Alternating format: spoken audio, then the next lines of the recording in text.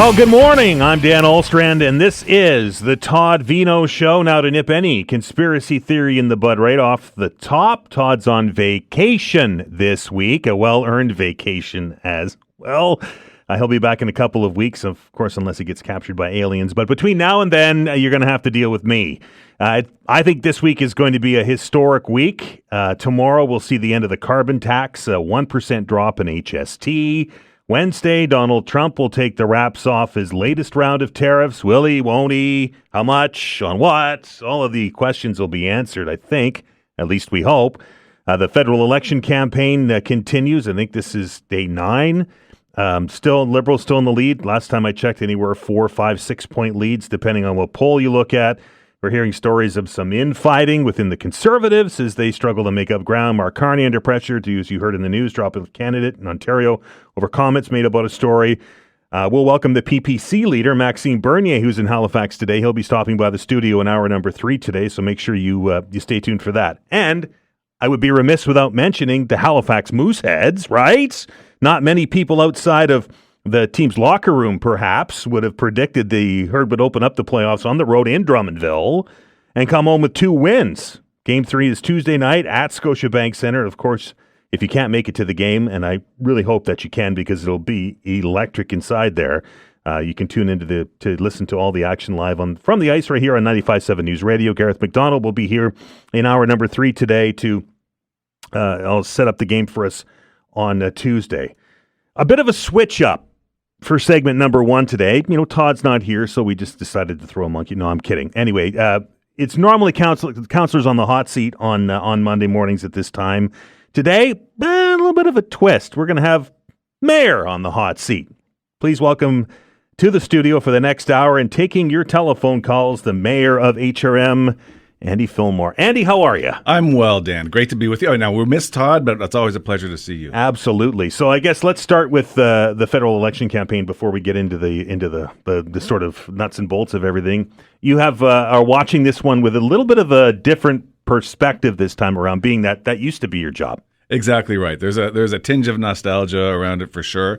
I'm watching everybody work really hard, and the change at the federal level in federal politics has just been, I've never seen anything, I've never heard of anything like it, this kind of a turnaround. So it's a fascinating time, and I know pollsters are keeping on the hop with this one. Any second thoughts, maybe? No, nothing like that. I'm home where I want to be and where I need to be. So I'm happy to watch this one from the comfort of Halifax and enjoying the excitement. It's like watching the Super Bowl from your living room. You know, that's what it's like for me. Right, and any thoughts on Sean Fraser deciding to throw his head back into the ring? Listen, it's not a partisan comment, but he is a community guy. He's a family man, and he has served us well, and I think Nova Scotia would be lucky to have him.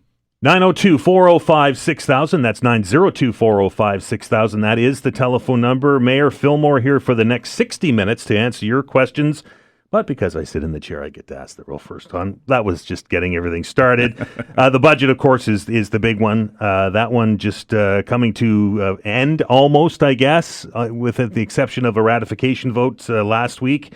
No tax increase this time around, Mayor Fillmore. We started off at 7.6%, if I remember correctly. How did Council find that significant amount of savings? Well, about 2 weeks ago, I put a motion on the floor that cut about $23 million out of the budget that I deemed to be excess and not needed. And after some really good debate with council colleagues, they agreed with me. So that accounts for the lion's share. We went a bit deeper on some other things. There was some, the budget was asking for 170 new employees across every single business unit, every department. That was a lot. And we're carrying around a couple of hundred vacancies as well. So we dug into those and found out who do we really need all those positions. So it was a bit of a patchwork quilt how we found all the savings to keep the tax rate flat. But I'm really happy to say at the end of the day, last Wednesday, we had a 0% increase in the tax rate. Now we're still going to see the average resident is going to see is at 4.6% because of the increase in assessments. I listen to Todd. I hear a lot of people complaining about that, the assessment and the rise in tax assessment. Is there anything from the municipal level that can be done to put a curb on that? Because it seems like it's going up and up substantially every year. Yeah, so I mean, it's a point of a lot of confusion, and I remember in the municipal election campaign over the summer it caused confusion too. But here's how it works: the municipality sets the tax rate, the provincial government sets the assessment. You multiply those two together and you get your bill. So the one thing that the municipality can control is the rate. We can't control the other variable, the assessment. So that's what we did. We kept it at zero, but increase on the tax rate. Now, people who own homes, some of them might be a little happy that their assessment went up. You know, your home is an investment and you want your investment to appreciate. But at the end of the day, a bigger assessment means a bigger tax bill. So what can HRM do is your question. Right. The year ahead, I'm going to be involved in organizing this third-party value for money audit that I talked about during the campaign and keep on people's radars now. That's going to find deep systemic savings in the way that HRM operates as an organization. And we're going to get even ahead of that audit. In April, I'll be working with the council to bring a motion to direct the CAO to find some savings even in the months ahead before we even get to next year's budget. So those two things together should be able to keep the tax rate flat. And look, if there's room to lower the tax rate to counterbalance rising assessments, sure, we'll give that a look too. Tax savings these days at a governmental level tend to lead towards, looking at employment and jobs. You mentioned earlier that you took a look at some of the open positions and some of the positions available in HRM. Are you expecting that as part of that audit that there will be job cuts within the municipality? I'm not looking for any job cuts. There are people that work at HRM that are earning a living. They're supporting their families. They're contributing to the economy in a number of ways. So it's not about that. It is about making sure that the staff we have are directed at productive activities, delivering the core services that municipal residents deserve and expect, and not involved in any kind of duplication of effort, either between provincial work, and we do have some of that, and the audit will uncover that drift of mandate. And we can talk more about that. And it will also uncover any employees or departments that are sort of going in a circle and not directly delivering services. So we're going to find those kind of efficiencies. And it's those year after year, month after month expenses like salaries that really help to drive the budget. 902-405-6000. That's 902-405-6000. If you have a question for Mayor Fillmore, now is your opportunity. He'll be here for the next 60 minutes. Let's get right to the phones. And welcome Chris to the program. Chris, how are you? Not bad. How are you, Dan? I am well, sir. Mayor? Good morning, Chris. Good morning, Andy. You won't remember me, but you and I met at the debate, had a little chat before the debate started. And for full disclosure, my family and I, we did vote for you. Well, nice to hear from you this morning, Chris. Thank you for that. Good, thank you. There were two councillors on a week ago on Councillors on the Hot Seat, and they both told me, and the other listeners, of course, that the tax rate, not the tax rate, but the actual taxes we would be paying were going to increase by 0.7%. No mention of 4.7 or 5% or whatever. And I was quite pointed in my questioning on them to make sure we were on the same page. It leads me to believe, and I talk to councillors every year about the taxes when they're deliberating the budget, and a lot of what I get is they don't seem, a lot of them, to have a clear understanding on what the heck they're doing. To tell me 0.7% when it's going up 5%. I understand exactly how it works with your assessment and so on, but what are you finding down there that, why is it so complicated for some of these guys to actually come up with a number?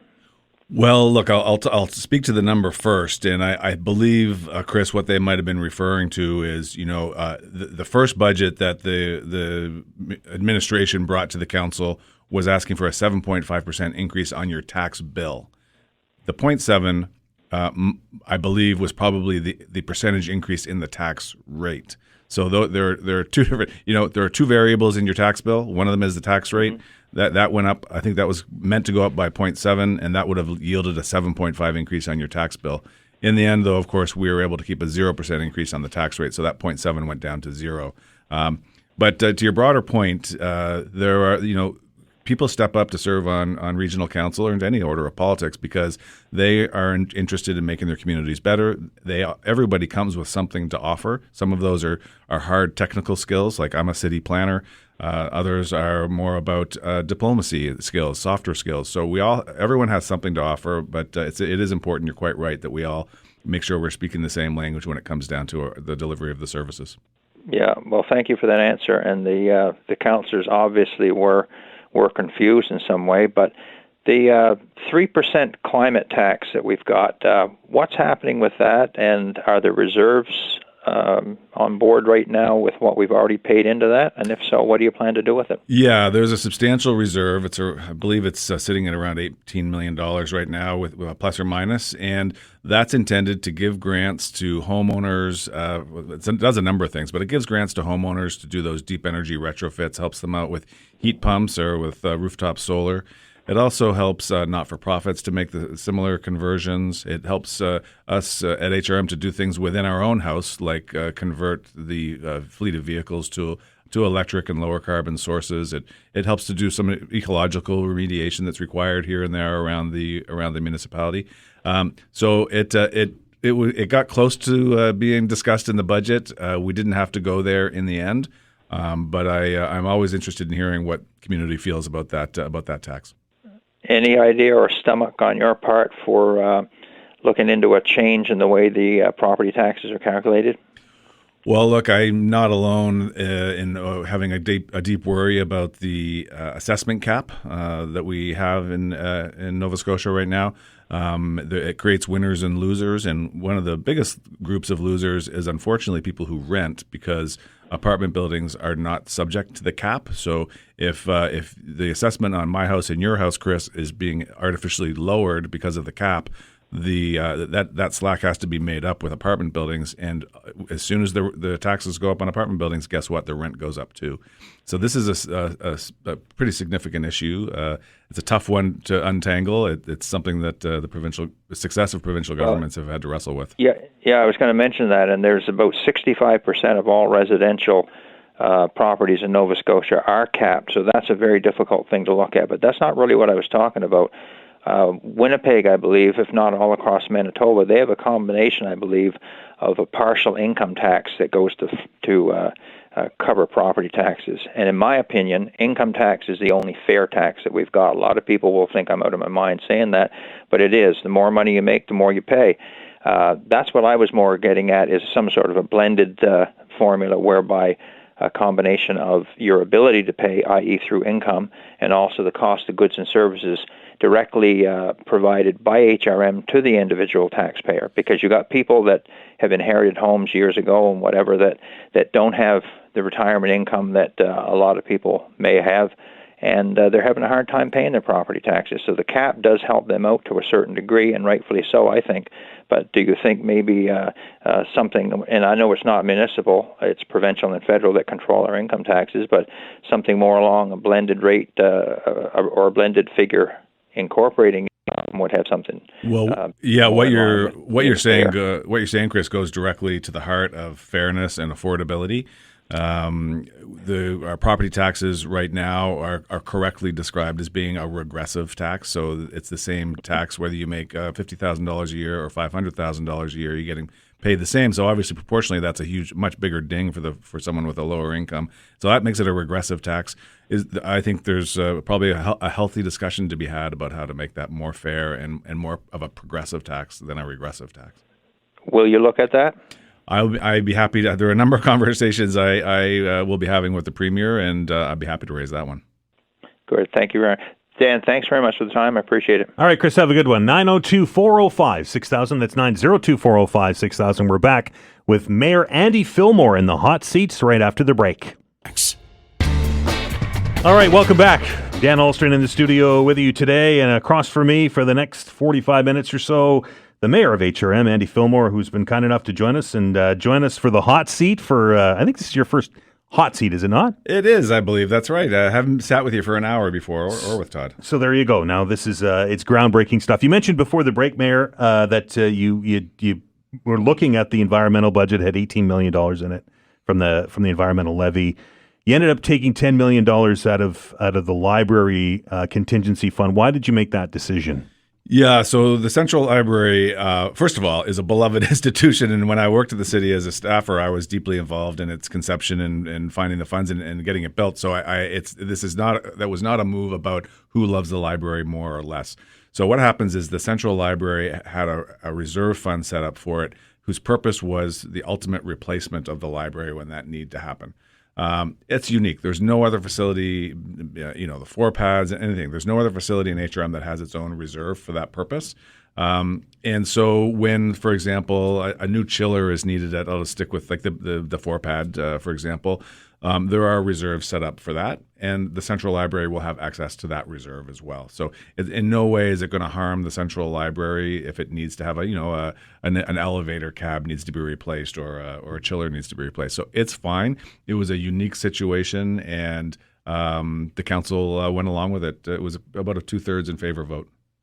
So the environmental budget stays as it is, at least for this year, and perhaps revisit next year? Well, it's incumbent on us to revisit it every year, I believe. Yep. 902-405-6000. Let's welcome Dave to the program. David, how are you?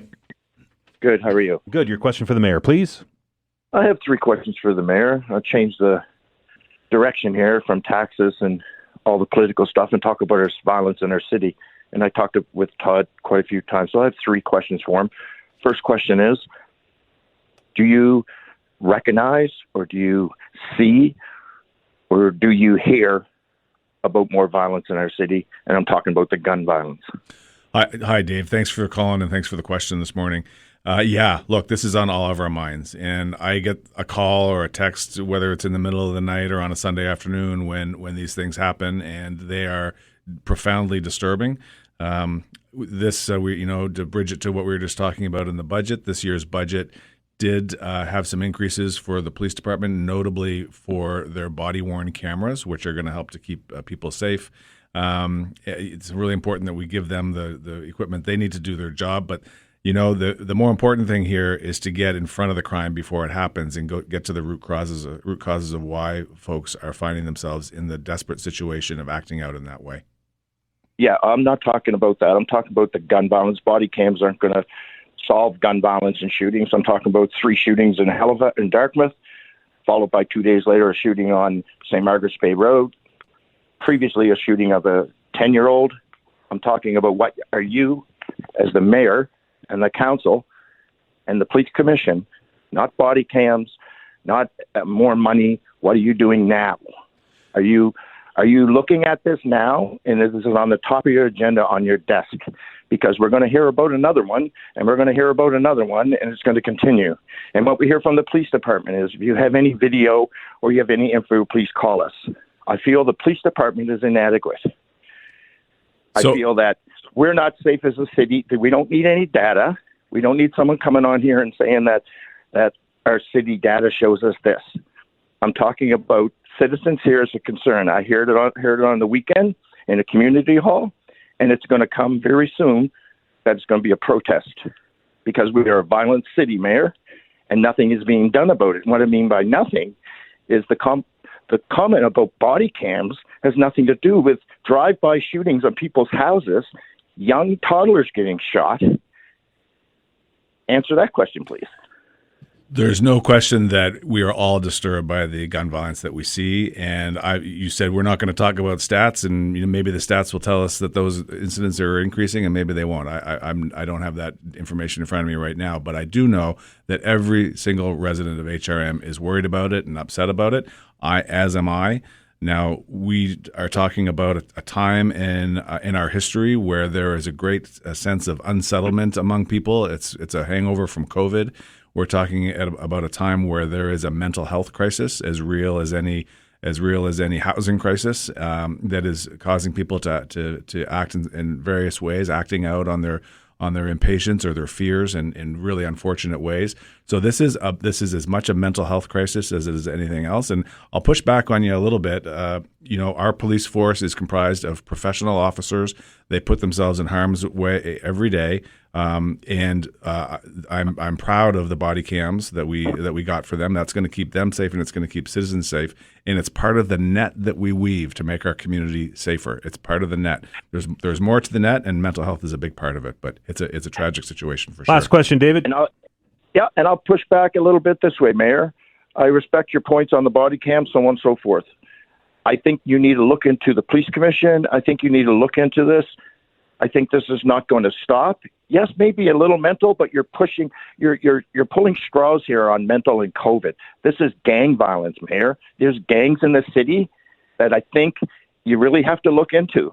It's not all mental. It's not COVID and people being depressed. These are drive-by shootings at houses. These are shootings of people that even you look into the police facts, Mayor, and 9 out of 10 of these cases, these shootings so far, are not random. I'm going to take that to heart of what you said about the gang violence, Dave, and I appreciate you pointing that out. Yes, and I think, you know what, I'm going to come back on the Todd show again, Veinotte show again next week or the week after that, and let's see the progress. Let's see how we're nipping this, because I don't think we are. I don't think it's on the top, really on the top of the desk of the councillors and you as the mayor. It's a scary situation around here. I'm not the only one. I'm just the vocal one coming on the radio here. I'm in a community, which I'm not going to say, but our community is really pissed, along with a lot of other ones. Okay, thanks, Dave. Thanks, David. Thank you. 902-405-6000. It's 902-405-6000. Have you had conversations with the police chief? Is that appropriate for the mayor to meet with the police chief on these? It is. The mayor cannot give the police chief direction. He Right. takes his direction from the police board of commissioners, and now there is a commissioner of public safety as well, Bill Moore, and they work together very closely. But every time there's an incident, I have a conversation with the chief to make sure I have the facts straight and understand what we in I and the council can be doing to support people. Those conversations happen by the week. The telephone number is 902-405-6000. That's 902-405-6000. Mayor Fillmore is with us for the next 30 minutes or so. If you have a question, this is your opportunity to get onto the program. I'm going to have a conversation a little bit later in the show today, Mayor Fillmore, with a local company, owner of a local company who runs scooters in the city. Says that he and another local business lost the contract to a Toronto-based firm. A, are you familiar with it? And B, why would we go to a place in Ontario when there's homegrown talent here? His name is Max, and I know him quite well. His business has been a staple on the waterfront since we started putting businesses on the waterfront in the shipping containers. Back when I was working at the Waterfront Development Corporation, when we started that whole program. So his contribution has been a big one to the city. There is a bike rental place there as well. I Heart Bikes that they're both worried about this contract. I was reflecting on it over the weekend, and I have questions about it. You know, we have a hometown success story who's employing local Nova Scotians, providing services to Nova Scotians and to visitors, and it's not immediately clear to me why we would push some of that money out of province to an Ontario company when it was supporting families right here at home. So I do have questions about this. Again, 902-405-6000. That's 902-405-6000. Mayor Fillmore here after the break. You're listening to The Todd Veinotte Show. We're back in minutes.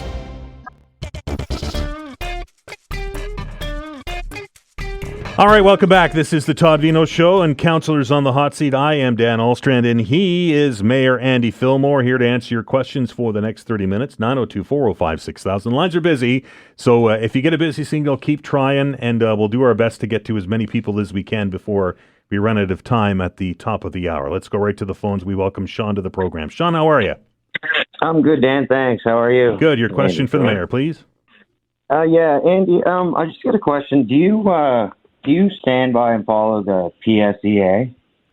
The PSEA. Can you tell me what that is? The Public Servant Employment Act. Well, can you be more specific for me? I have great regard for public servants.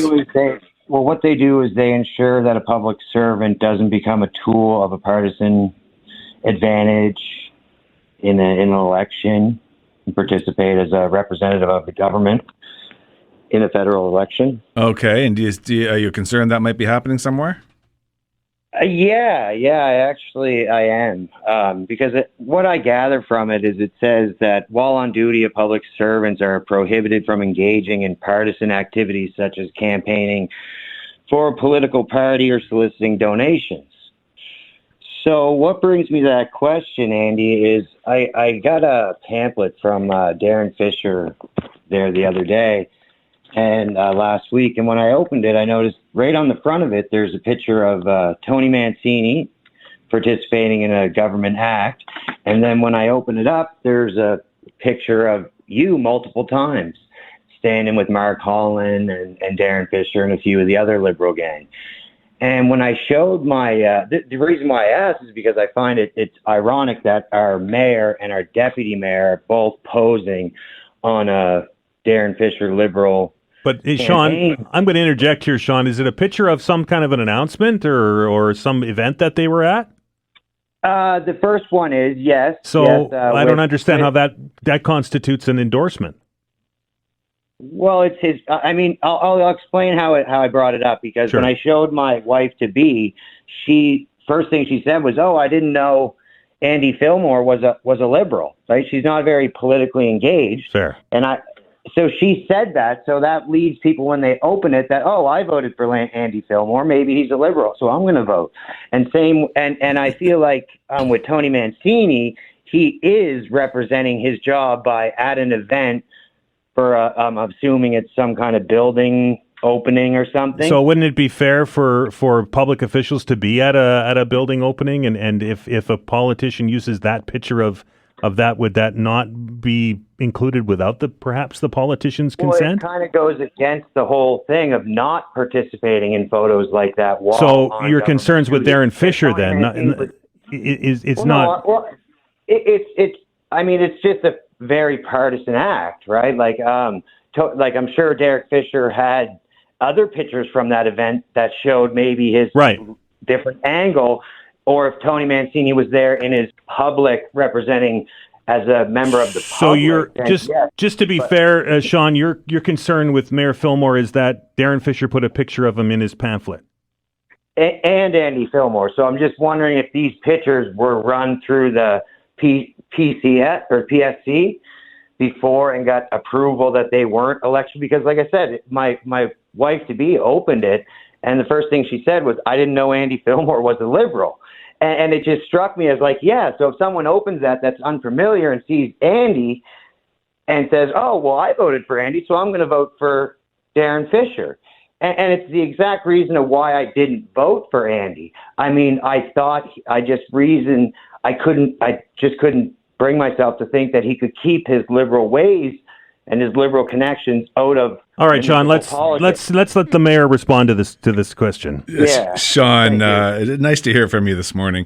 Look, people have over the years put my picture on all kinds of places I didn't know about, and some I was flattered, and sometimes I was not too flattered. But what anybody puts in their pamphlet for a garage door opener or a political run is, that's their choice. I certainly didn't know about it. And the second thing I'll just say, Sean, is I was an MP, a member of Parliament for almost a decade, representing Halifax, and there are a lot of photographs with me and Darren, and you mentioned Mark Holland doing things like cutting steel for new naval vessels. Creating jobs in the local economy. I'm proud of those moments, and if people have photographs of that, I have no control over that. So there's no harm or wrongdoing here. Okay, well, I just thought it went against the. I mean, I'll just have to call and ask them about it. But give Elections Canada a call. They have very clear rules, and I'm sure they were all followed. But you give Elections Canada a call. You can. So you weren't even asked about your picture being put on the pamphlet? No, I had no idea. It's news to me this morning. No? I'm kind of flattered though. Flattered, yeah. Well, that's the reason I didn't vote for Andy, because I didn't think you could keep your Liberal politics out of the. Well, I'm not. I don't affiliate with a party, my friend. I'm the mayor for everyone in Halifax, including you, even though you didn't vote for me. Man. My fiance thought you were a Liberal when she seen your picture in the pamphlet. I have the NDP one, and there's not any pictures of any NDP municipal politicians in there. There's not one. There's Claudia Chender, but she's federal government. So actually, she's the provincial government. Sean, I got lots of calls. I want to go. Anyway, yeah. Have a good one. 902-405-6000. It's 902-405-6000. Is it appropriate for the mayor to endorse anybody in the federal campaign? No, and nor would I. Asked and answered. There we go. 902-405-6000 is the number. Where are we here? I got that button. Eric, how are you? Good. How are you today? Good. Your question for the mayor, please. Good morning, Mr. Mayor. You spoke earlier about doing a deep dive next year to try to achieve some savings in the city. I was just wondering, could some of those savings be achieved if the city was to band together with some of the larger municipalities in the province, like Truro, Sydney, Amherst, and so on, for municipal purchases, everything from printer paper, printer ink, and toilet paper, up to big purchase items like salt and so on. If the bigger municipalities banded it together with the economies of scale, could we achieve some of these savings? Now, there would be a little bit of bureaucracy involved in doing such a thing, but could it be worth it in the long term to make purchases collectively as opposed to individual municipalities? Eric, I love good ideas. That's very interesting to me. I honestly don't know if something like that might already be happening, but I'm going to look into that one. And any way we can give the taxpayer a break and lower costs, I'm interested in hearing more about that. So I thank you for that idea. Thank you, sir. I appreciate that. Okay, cheers. 902-405-6000. That's 902-405-6000. Next one in line is Ed. Ed, how are you? I am better than I deserve, I reckon.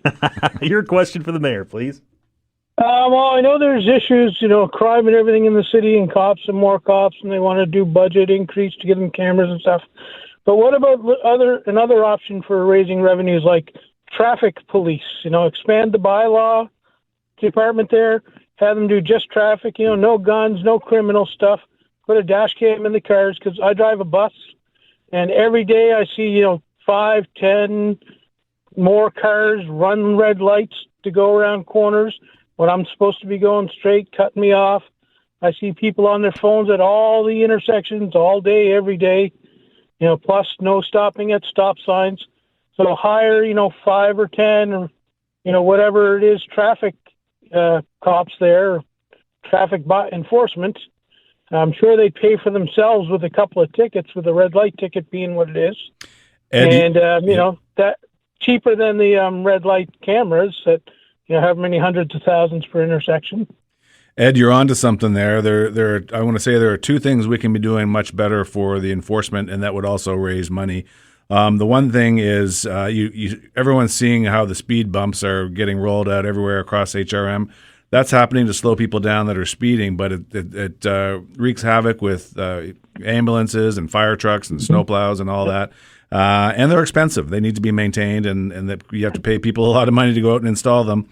Honestly, those aren't really working either, because cars on my street, go 50, 60. They slow down for the bump, and then 1.2 seconds are back up to 60. Right. So cars they have these days. So the first thing then we can do is to get permission from the province to set our own speed limits. We don't have that ability right now. And so if we could set our own speed limits, and then the second thing is put that in conjunction with the red light cameras. We actually don't have any of those right now. We're not legally able to operate those.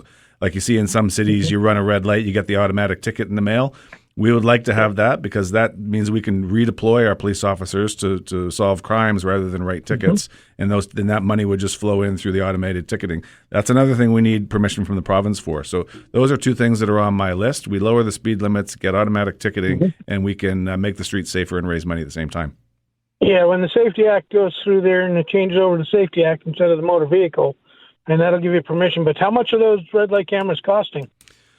We don't know yet. We're going to have to find a good Canadian supplier, though, I can tell you that. But in the end, it's a one-time capital purchase, whereas paying for an officer, you're paying salary and benefits month after month, year after year, so it's going to be cheaper. Yeah, but there's upkeep as well with that, and there's times when the red lights are flashing all ways. It's happening out west there. Everybody's getting a ticket when they're coming to a stop for those, quote, four-way stop signs there with the red lights, and fighting those, so that's driving costs as well, court costs. But like I say, I think just having traffic cops, no guns, no nothing, and they pull someone over and they run, well, they call the real cops and off they go. They get the dash cam stuff. But, like I said, a couple $100 a ticket, a red light, they would pay for themselves very soon. We agree on the importance, and I thank you for it, of the importance you're putting on safety in our streets and on keeping our budget under control. Ed, thank you for that. Yeah, have a good day. You too. Thanks, Ed. 902-405-6000. Is there a jurisdiction issue with having like a bylaw enforcement officer enforce the Highway Traffic Act, or whatever they're calling it now? I'm not sure. That's a good question. Yeah, it seems to be done by police officers exclusively, so it probably is something in the act. Yeah.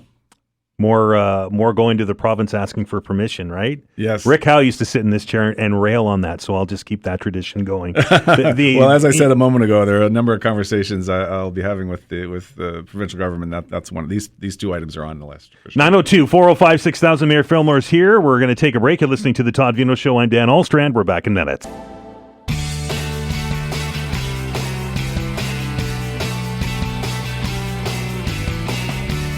All right, welcome back.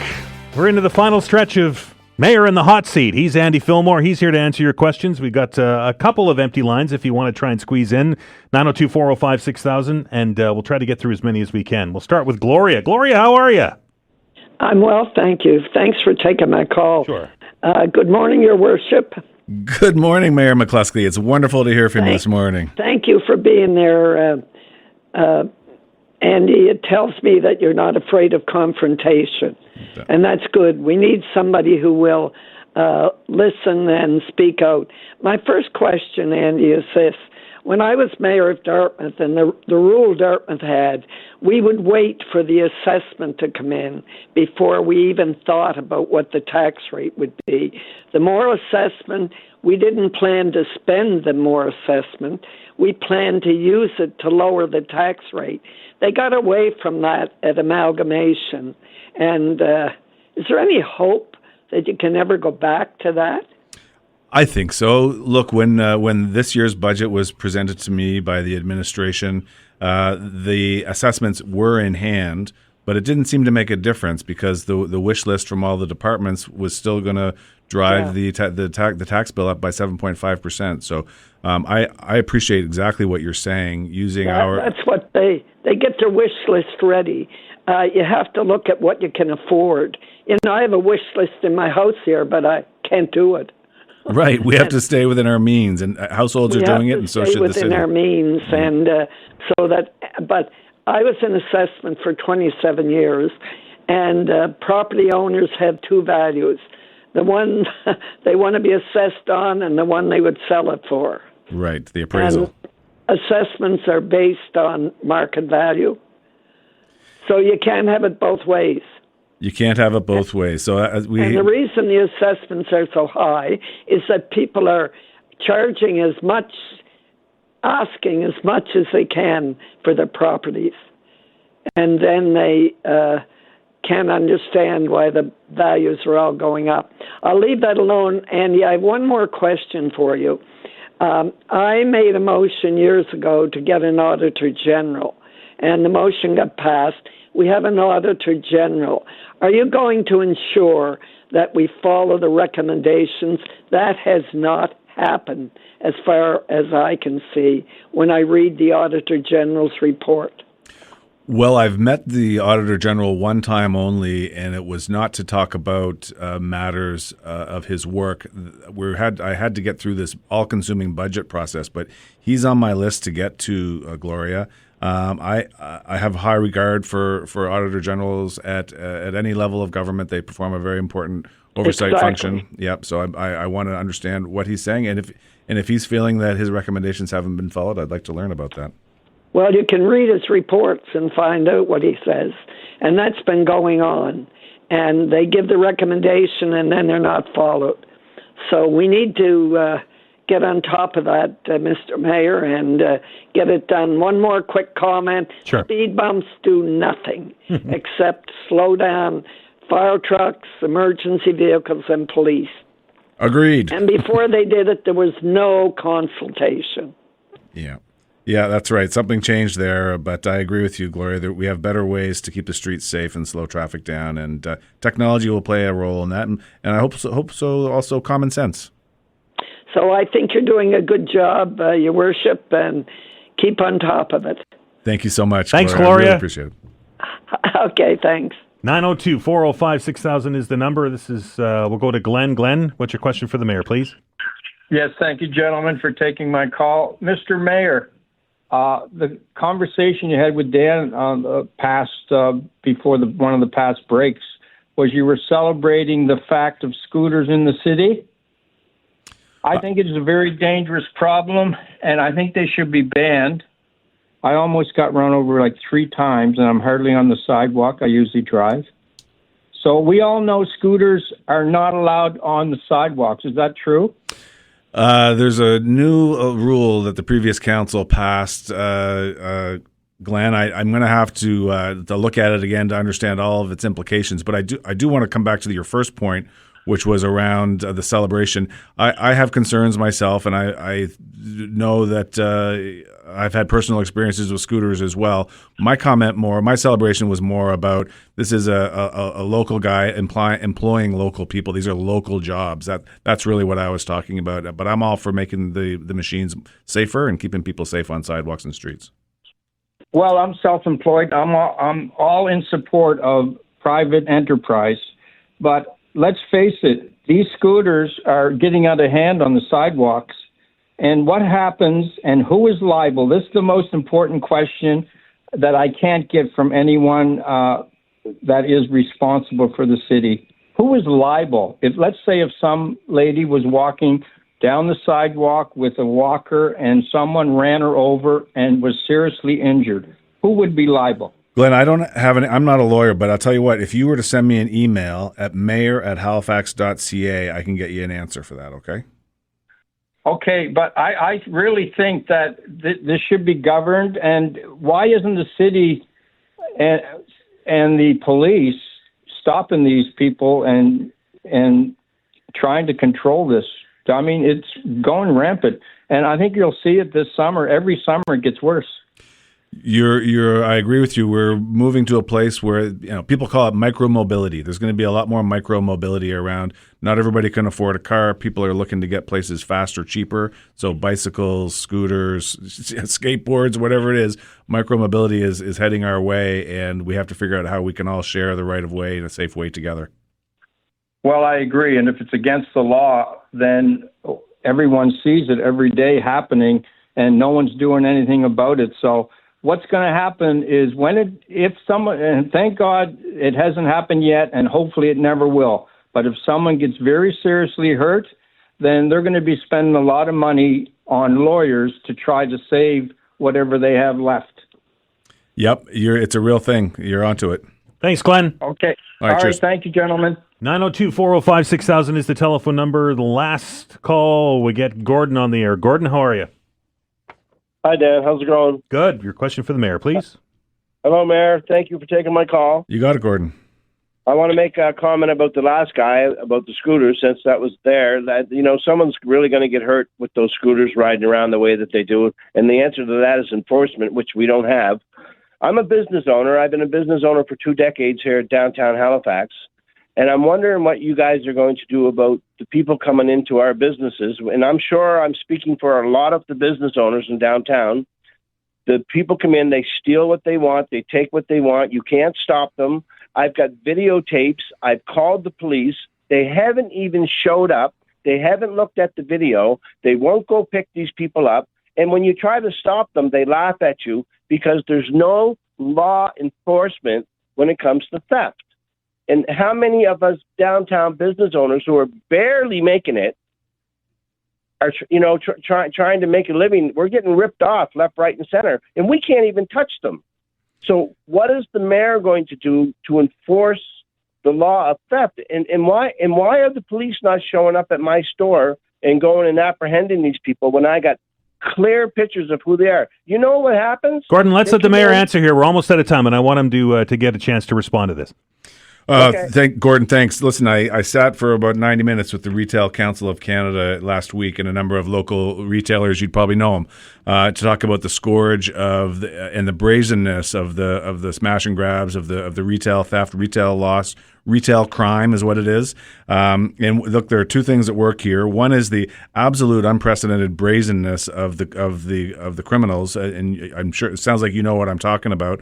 And then it's the judicial system. It's the something to do with the bail reform and how it's a revolving door, and an officer can take a shoplifter out of the shop And 2 hours later, the guy might be back in the same shop because there's no judicial mechanism to do anything different. So this is a two-part problem. We have to do something with our police, and that might mean standing up a retail crime unit like other municipalities have. And it's going to mean some changes at the provincial level on the way we manage bail and these repeat offenders. It's just too much right now, and retailers can't afford it, and I don't have to tell you that. Anything the city can do to help out retailers? I mean, those are all obviously provincial and federal, issues. You can't, as a mayor, influence a crown to start prosecuting people. No, we can't. We can have those conversations, right. But we can't force them to. The city does fund all the business improvement districts to various degrees, and with some of those funds, the BIDs, the bids, are hiring security folks to be on the street. It's not enough. More needs to be done. And Gordon, if you have ideas for me, specific ideas, like I said to a previous caller, I love a good idea. I'd love to hear them.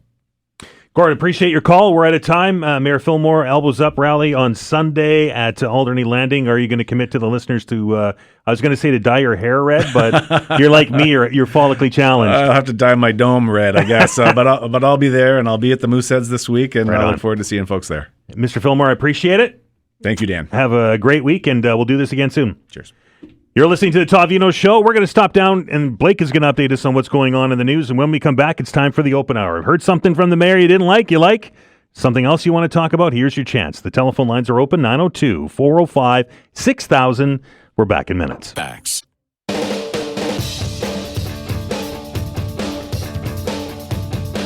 All right, welcome back to the Todd Veinotte Show. I'm Dan Olstrand. Hope you're having a fantastic day. Our thanks to Mayor Fillmore for spending the last hour with us to answer some of your questions. If perhaps maybe you heard something that the mayor said that you liked, that you didn't like, good opportunity to talk about it. It is now time for the open hour. Manic Monday, I think we used to call this, right? Is that what we called it?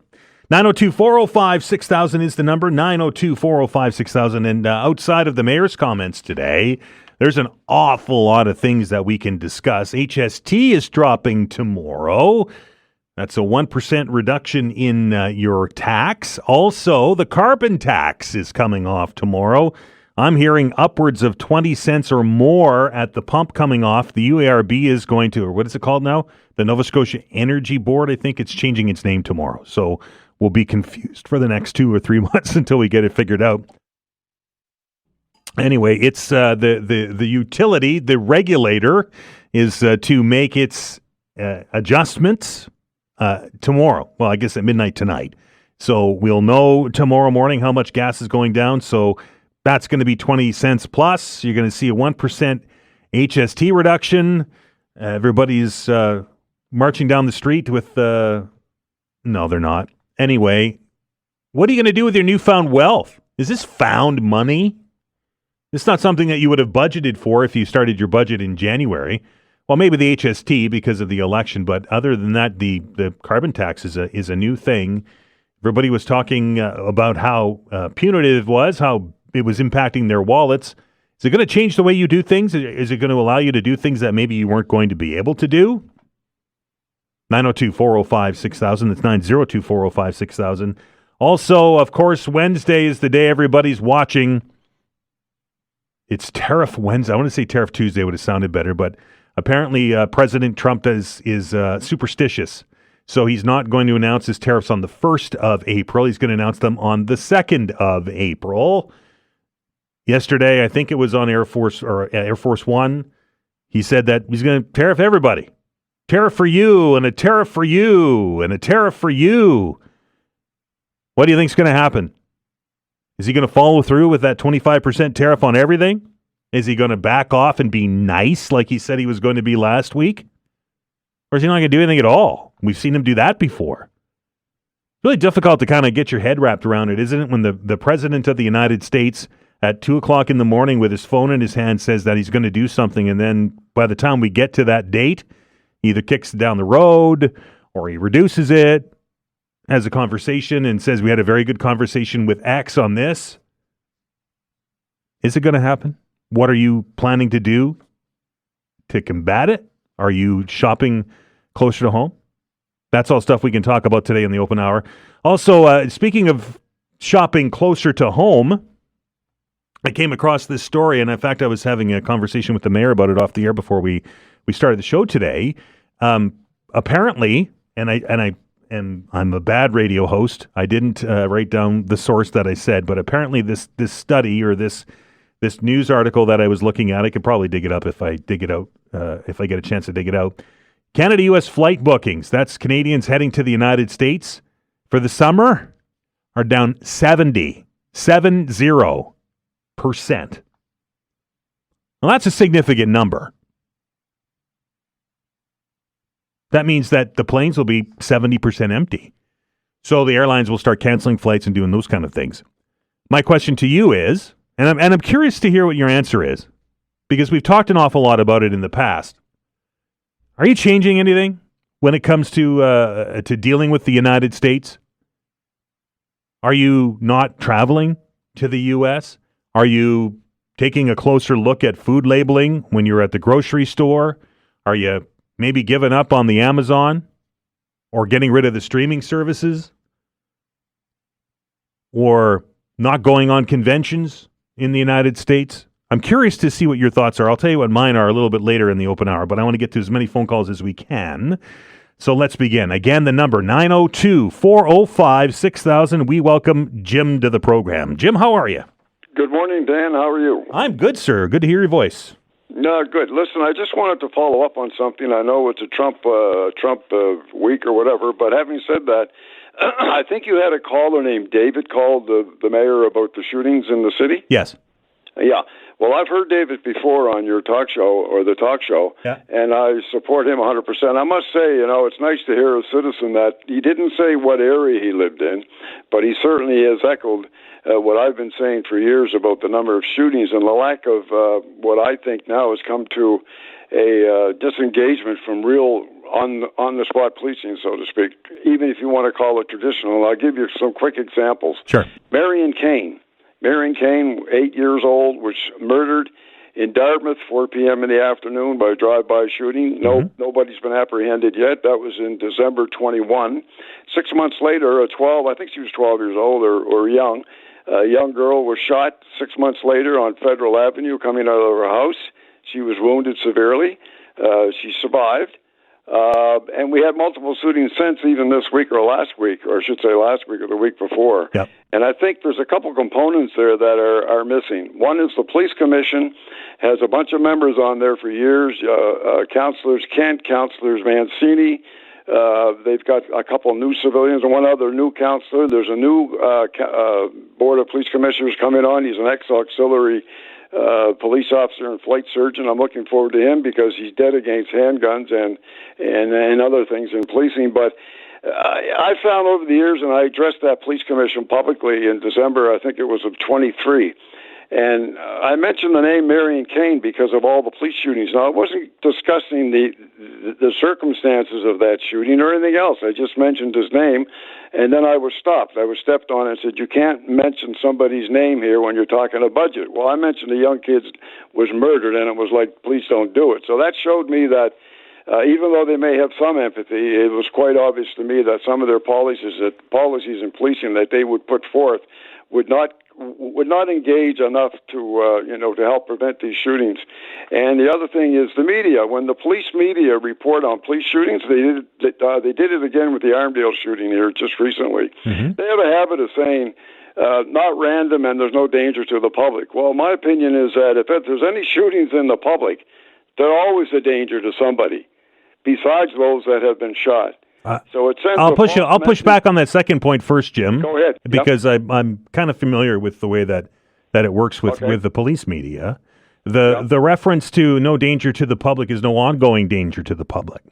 So that means that there's no active shooter, because when we mention shooting on the radio, people immediately gravitate to an active shooter situation. Yeah, they shouldn't say that, though. I mean, they don't know if there's an active shooter. 5 minutes later, there could be somebody else shot.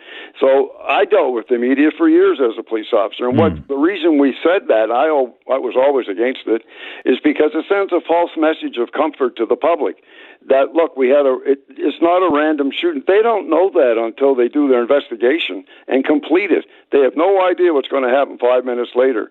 And this is what's happening in policing today with the police commission, with council. They're looking at policing, changing the whole mythology when it comes to on-the-ground policing. And frankly, I have to tell you, frankly, I hope they're listening. I hope David's listening because I support him 100%. The police commission itself are the oversight committee. But what's happening is they're bringing out policies that basically ignore the fact of what policing is really all about. Now, I'm not saying that you necessarily have to be a police officer. Yes, I am saying it. You can only understand real policing if you've got frontline experience. And the council is drifting away by hiring more civilians to do mental health calls, not have police officers go there first. They're bringing out those kinds of policy, which are going to put the public in danger. But my point in calling is that we do have a serious gun problem here. We always have. And there's only one way to do it is for the chiefs of police, the RCMP and our local chief to come forward when we have these shootings and be as transparent as they can with the public, bring them up to date as much as they can as to what's going on in those communities, flood those communities with police officers, get a stronger gun violence group, and really come out and speak better for what's happening on our streets, because I can tell you, I've been listening to this show for years. I've been on this show for years talking about gun violence, and I have yet to see the chief of police of any department come out and tell the public what is going on when we have these shootings. They send out a constable, a media spokesman from the police who is not very transparent, makes a quick statement, and that's the last. And my last point before I go is this. Sure. The public in Halifax has extremely disappointed me. I grew up here. I was a politician here, you know that. Mm-hmm. Police officer for 36 years. My father was for 33. And when Marion Kane was shot, and that little girl 6 months later, I can tell you, because you can play the tapes back, most people called in about something other, like civic responsibilities for bylaws or something. There was no outrageous response from the mayor, from the province, and from the police department when it came to those shootings. None. It was almost void. And it's still there. And I always said, God forbid, if it comes in your neighborhood, then you might get upset. But if we don't start doing something better between the police commission and the chief of police and the RCMP, we're going to have it in your neighborhood sooner or later. Thanks, Jim. Okay. Take care, guy. 902-405-6000. It's 902-405-6000. And as always, and I know Todd has said it on the air many times, and I'll reiterate that, and I will, for the next 2 weeks that I'm here, the telephone line is always open. If the chief of the police wants to come on and talk about gun violence, my door is open. We're going to take a break. You're listening to the Todd Veinotte Show. The open hour continues in minutes. Thanks.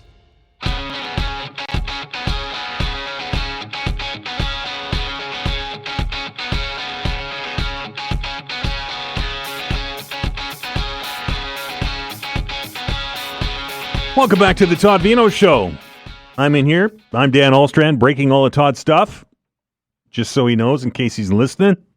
I'm kidding. Todd's off for the next couple of weeks on a well-earned vacation. He's going to recharge his batteries. He'll be back, so don't you fret. But for the next few days, you're going to have to deal with me. 902-405-6000. It's 902-405-6000. Manic Monday, the open hour, as we roll along here on a foggy Monday. Lots to talk about. We just heard from Jim Hoskins, former mayoralty candidate, and not happy with the way that the gun violence seems to be percolating again in HRM. We heard from the mayor earlier today about gun violence, and I'm curious to see what you think about it. Is there something that can be done? Are we doing enough? I think that's a pretty obvious answer, but the solutions to a situation like that aren't as easy. And I think, and as much as I respect Jim, I don't think flooding communities with police officers will stop the gun violence. I think that there's a lot of different factors that contribute to it. And I just think that taking our police department and expending a vast majority of the resources as a show of force isn't going to. People aren't just going to walk up and turn in their guns. I don't think that that's the solution. What the solution is, I don't know. And I'm curious to see what you think. 902-405-6000. It's 902-405-6000. That or a whole host of other things to talk about on the program today. We welcome Todd to the show. Todd, how are you? Very good, sir. Welcome back to the show. Thanks. For a couple of weeks. Good to see you back. Yeah. What's on your mind? Yeah, what Jim was talking about. I mean, gun violence. This is not really why I called, but I was going to throw it out there. Sure. I don't think legal gun owners are the issues. You want to control gun crime. The root of the problem are the illegal guns that are, however they're getting here, the people that possess them. Prohibiting and taking away firearms from legal gun owners doesn't do anything to the person that holds that weapon illegally. They're not going to hand it back in. They're not going to get compensated. They're just going to keep it. Legal gun owners aren't the problem. That's my opinion. Yep. But what I really was calling about was the last caller that you had with Mayor Fillmore, one of the business owners from downtown, had called. Yeah. And,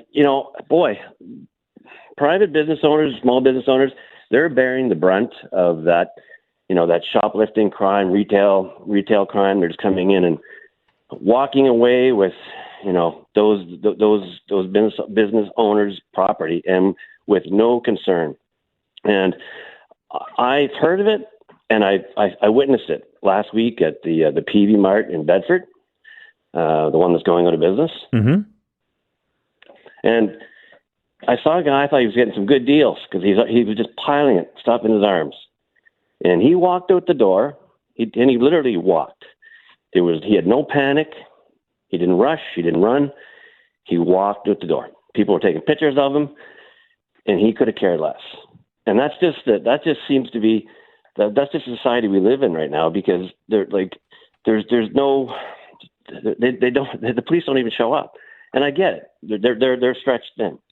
But the people that commit those crimes, they know the police aren't coming, and they know if they get arrested, I think you said it, they're going to be, the revolving door. They're going to be right back out on the street a couple of hours later, maybe back at the same location. Yeah, the mayor actually said that. It wasn't me, but the mayor said it. Let me ask you this, okay. Todd: is it enforcement the entire piece here? Is it just whenever there's a call, we send the troops down to whatever store and throw people in cuffs and throw them in jail, or is that just part of the solution? Well, that's part of the solution, but I think you got to get tough on crime. And to paraphrase, I believe Pierre Poilievre said it. Mm-hmm. It's this last 9-10 years of liberal, not tough on crime. He called it, I believe, hug a thug. Liberal criminal policies. We need more jails. We need more detention centers, which are all, by the way, good business. I mean, Spring Hill, Dorchester, they bring jobs. Why don't we have more prisons? We don't have space for them. We should be building more. It's employment. I hear from the institutions in Nova Scotia that they're having a heck of a time getting enough staff there. They're putting people in lockdown because they can't get enough staff. Yeah, well, that's odd. It is. It is odd. Anyway, that's all I wanted to say. Sure. Again, we got to get tough on crime. The society is, red light cameras. Boy, you see people running red lights all the time. Put red light cameras everywhere. People don't seem to care because there's just not enough enforcement. Thank you, Dan. Todd, have a good one. Have a great day. 902-405-6000, 902-405-6000 is the telephone number. The lines are wide open. Perfect opportunity for you to get in the queue here as we get ready to take another break at the bottom of the hour. I'm very curious. Took a lot of calls when I filled in for Todd when he was off, and have listened to Todd and have read a lot of articles and a lot of people's comments on the carbon tax and the run up here to this federal election and how that was such a punitive tax. And I don't necessarily disagree, by the way, but I'm very curious. We're on the eve of that tax coming off tomorrow, and we're also on the eve of a 1% drop in HST.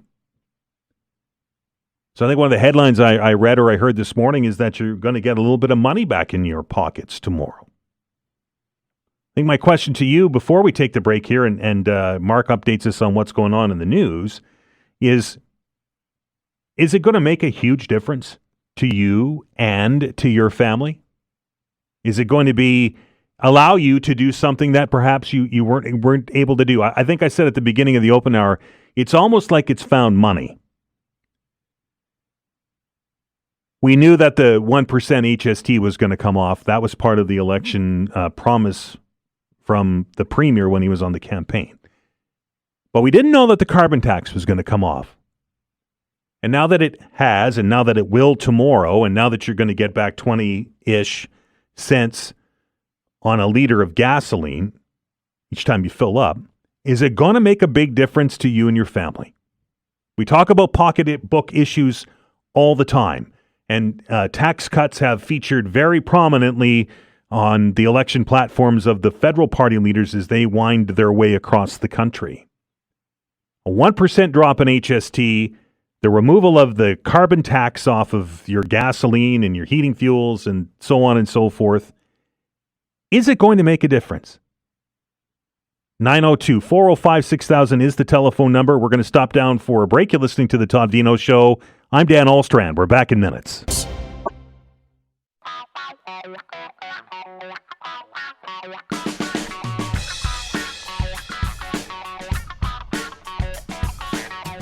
All right, welcome back to The Todd Veinotte Show. Dan Ahlstrand along with you. Getting back into the groove of things after being away from here for a while, and it's nice to be back. Todd is on vacation and will be for the next couple of weeks, so we'll move onwards and upwards, as they say. The open hour, the Manic Monday open hour, continues for the next 30 minutes. You can chat about whatever it is on your mind. I threw some feelers out there. I'm very curious, and I hate to keep sort of harping on the carbon tax, but if you were listening to this program for the last 3 years, the carbon tax featured quite prominently in discussions as we moved through and out of COVID and into 2025.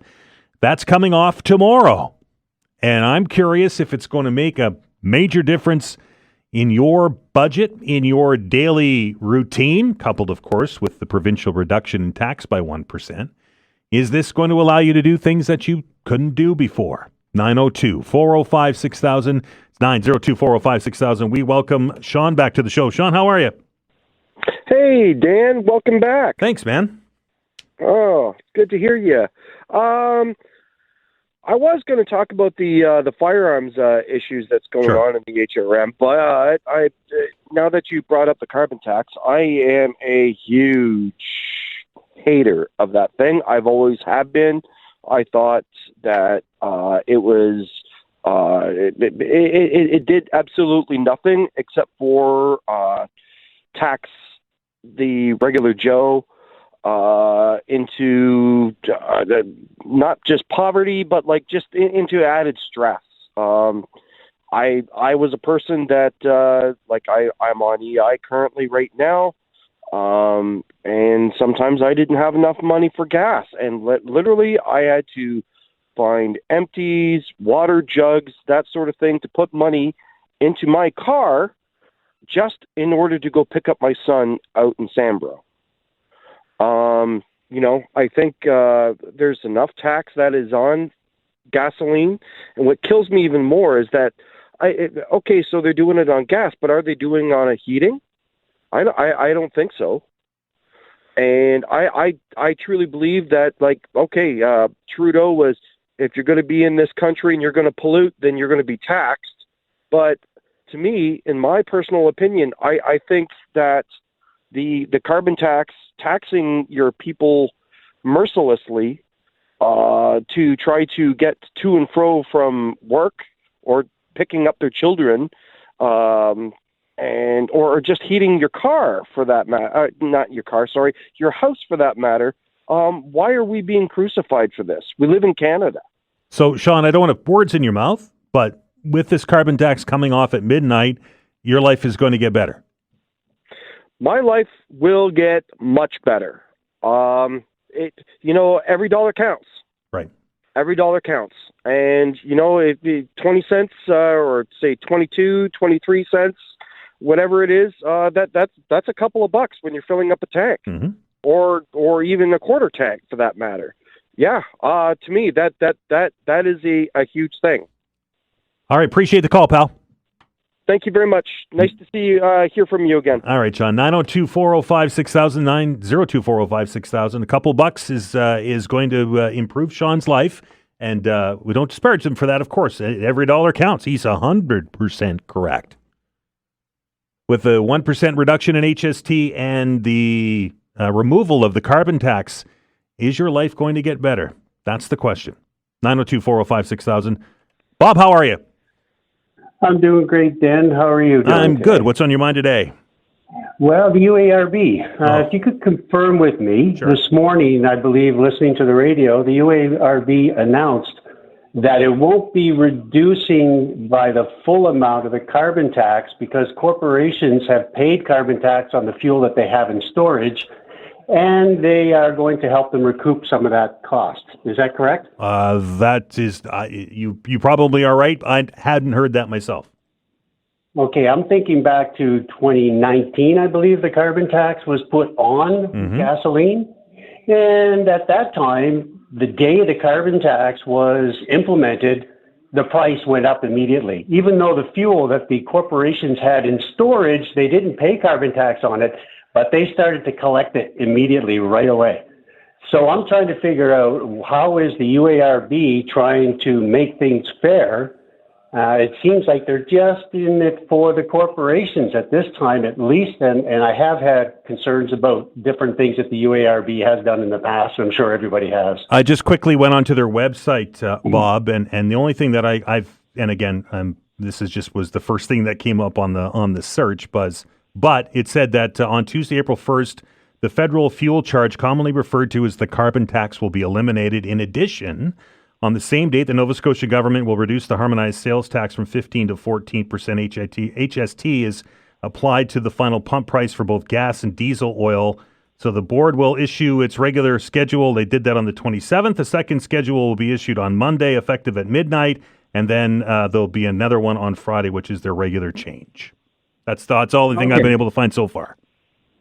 Okay, so if there's any way somebody out there could confirm, maybe I misheard when I was listening to the news driving around this morning, but I'm pretty sure that it was only announced once and it was pretty specific.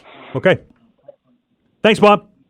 Thank you very much. Have a great day. 902-405-6000. It's 902-405-6000. Who's next on the list here? Oh, let's welcome Rick to the program. Rick, how are you? Hey, good, Dan. Look, I heard that too this morning about the UARB. Did you? Where'd you hear it? On your news. Okay, I'll have to dig into it. Yeah, it makes sense, so I'm not worried about that. But here's the scoop. For the last 5 years, the carbon tax people have been punching us in the face. Mm-hmm. And the other people who are against the carbon tax have been telling the carbon tax people, stop punching them in the face. Mm-hmm. And the carbon tax people said, no, we're going to punch them in the face harder. And then, all of a sudden, the carbon tax people say, oh, wait a minute, we better stop punching them in the face because there's an election. And the people who've been punched in the face for all this time go, oh, well, this is great. Anyway, it makes no sense. And I'll tell you why it makes no sense. The carbon tax is not a tax to raise money. It's an ideological tax, okay? It has nothing to do with the operation of the government, like income tax or HST or anything like that. It's a tax to punish people for using fuel. And they call it a pollution tax, when in fact, carbon dioxide is not pollution, okay? It's that simple. It drives me crazy when people call that. It's not a carbon tax, it's a carbon dioxide tax. And you're made up of carbon dioxide, and it's what that. Yep. It's what plants breathe and give us back oxygen. So anyway, the ideological part of the Liberals will not go away. Mark Carney is crazier than Trudeau was on this stuff. It's in his book, okay? He couldn't have a carbon tax that is high enough. And if the Liberals get elected and they get a majority government, I mean, I don't see any reason they wouldn't ease the carbon tax back in. Well, we better bring the carbon tax back because, And he might also legislate me to get a $5,000 a month raise. We don't know what he's going to do, right? Well, no, but see, we but I hear an awful lot of people, and I'm not trying to argue with you, Rick, but I know, Rick, let me finish. I hear an awful lot of people saying, well, when he's elected, he's going to do this. Well, there's... No, that's not what I said. I said that since it is it's an ideological thing that the Liberals have, okay, that a carbon tax is great, and that comes from Carney himself in his book, in his public meetings. And then you said if he gets a majority government, he's going to bring it back. Well, we don't know that, right? I'm not saying that. I'm saying that they would tend to want to do that, okay? So we shouldn't celebrate too much, okay? One group is against it 100%, has been since it came out, right. And the other group, it's part of their ideology. That's it. Fair enough. I appreciate it, Rick. Have a good one. 902-405-6000, 902-405-6000. Oh, I miss the open hour. I really do. I love this part of the show. It's my favorite part of the day. We're going to stop and take a break. You're listening to the Todd Veinotte Show. I'm Dan Alstrand. We're back in minutes. All right, welcome back. 15 minutes left in the open hour. My humblest apologies to our two most recent callers. They were correct. I just hadn't heard it. It was in our news this morning and on our website at halifax.citynews.ca. And here's the quote. The change that's expected to drop the price for a litre of gas in Nova Scotia, however. On Friday, the Utility and Review Board issued a letter saying it plans to bring in a mechanism to provide, quote, short-term relief to gas retailers who paid the carbon tax on the inventory that they have, and they won't be able to recoup that cost. So both of our callers were correct. I stand corrected, and it does beg the question, does it not, that when prices go up, they go up very quickly, and I would imagine it has something to do with the retailer being able to recoup the cost because of the increase in price. But when it drops, there's usually a delay. So again, my humblest apologies. 902-405-6000. Let's get back to the phones. We welcome Christian to the program. Christian, how are you?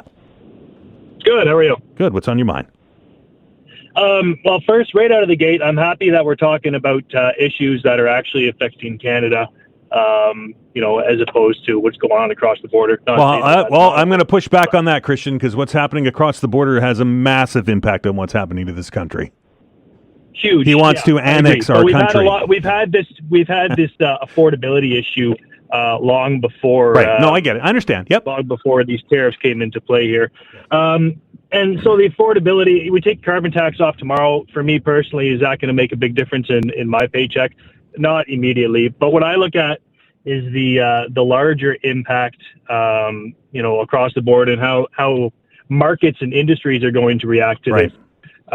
We're on the loom of an election, and I think that's, this is an election tactic. Both parties or all the parties have always done it. Come election time, we're going to start handing things out. But I think, like your last caller, it comes down to, ideologies and affordability. I've looked at policies, or we've had policies over the last decade that have led to, directly or indirectly, to the power of my paycheck decreasing. So, personally, I think I would like to see a government that instead of taxing its citizens to generate revenue, actually grows the economy and looks for other sources to generate revenue. I mean, Canadians were taxed to the hills, and honestly, I'm getting tired of it. And I agree with you. I think we are taxed too much. But Christian, any example of how we can better grow our economy? You know what? That's not my department. To come up with something off the top of my head, I mean, growing infrastructure, relying less on, back to the tariffs. There you go. Relying less on across the border trade and growing things within our country. Pipelines, I guess, is a big one. If we start putting pipelines and actually refining our own oil, that's I guess that'd be a good example. Sure, absolutely. And it might be an unintended consequence of all of this business with the United States is that we are going to start to look more internally as opposed to externally, and maybe that does grow business in different parts of the country, particularly here in Atlantic Canada. Yeah, no, exactly. And so I think taking this tax off, we might see it reflected in the pump. I've watched gas in the pumps, go up 10 cents over the course of the last month. So if it comes off 20 cents, well, I'm up 10 cents. That's not going to make a difference. But industry's getting suppressed by being taxed across the board. That's what we need to address. Christian, appreciate the call. Thank you. 902-405-6000. It would be interesting to see how long, and we were warned of this a few weeks ago. I'll be interested to see how long it takes the carbon price reduction to work its way through to going over to the grocery store. Remember when we saw those big increases at the grocery store and the retailers said, well, hey, we got to pay the carbon tax on every liter of gas that in the truck that brings the goods here, so we got to pass that along to our customers. Be interested to see how long it takes that to roll back. Because that would make a big difference to Canadian families, would it not? Let's go back to the phones and welcome Bill to the show. Bill, how are you? Not too bad, sir. Not too bad. You're hanging in there. Good. Yes, sir. Good to hear your voice. Yeah. Well, I guess what I'm talking about is the bridge tolls here today. Sometimes, you got the foresight, there's little ideas comes out there that the average person can get in there and make money. Now, an example of, well, first of all, I wonder that all those people who put money in to get their tickets and all that stuff to get on the bridge, get off the bridge, do they get their money back? Yes. I haven't heard anything about it. No, if there is, the Bridge Commission said there would be refunds, yes. Okay. The other one is the opportunity to make money off of this here situation of getting rid of the toll booths and so on.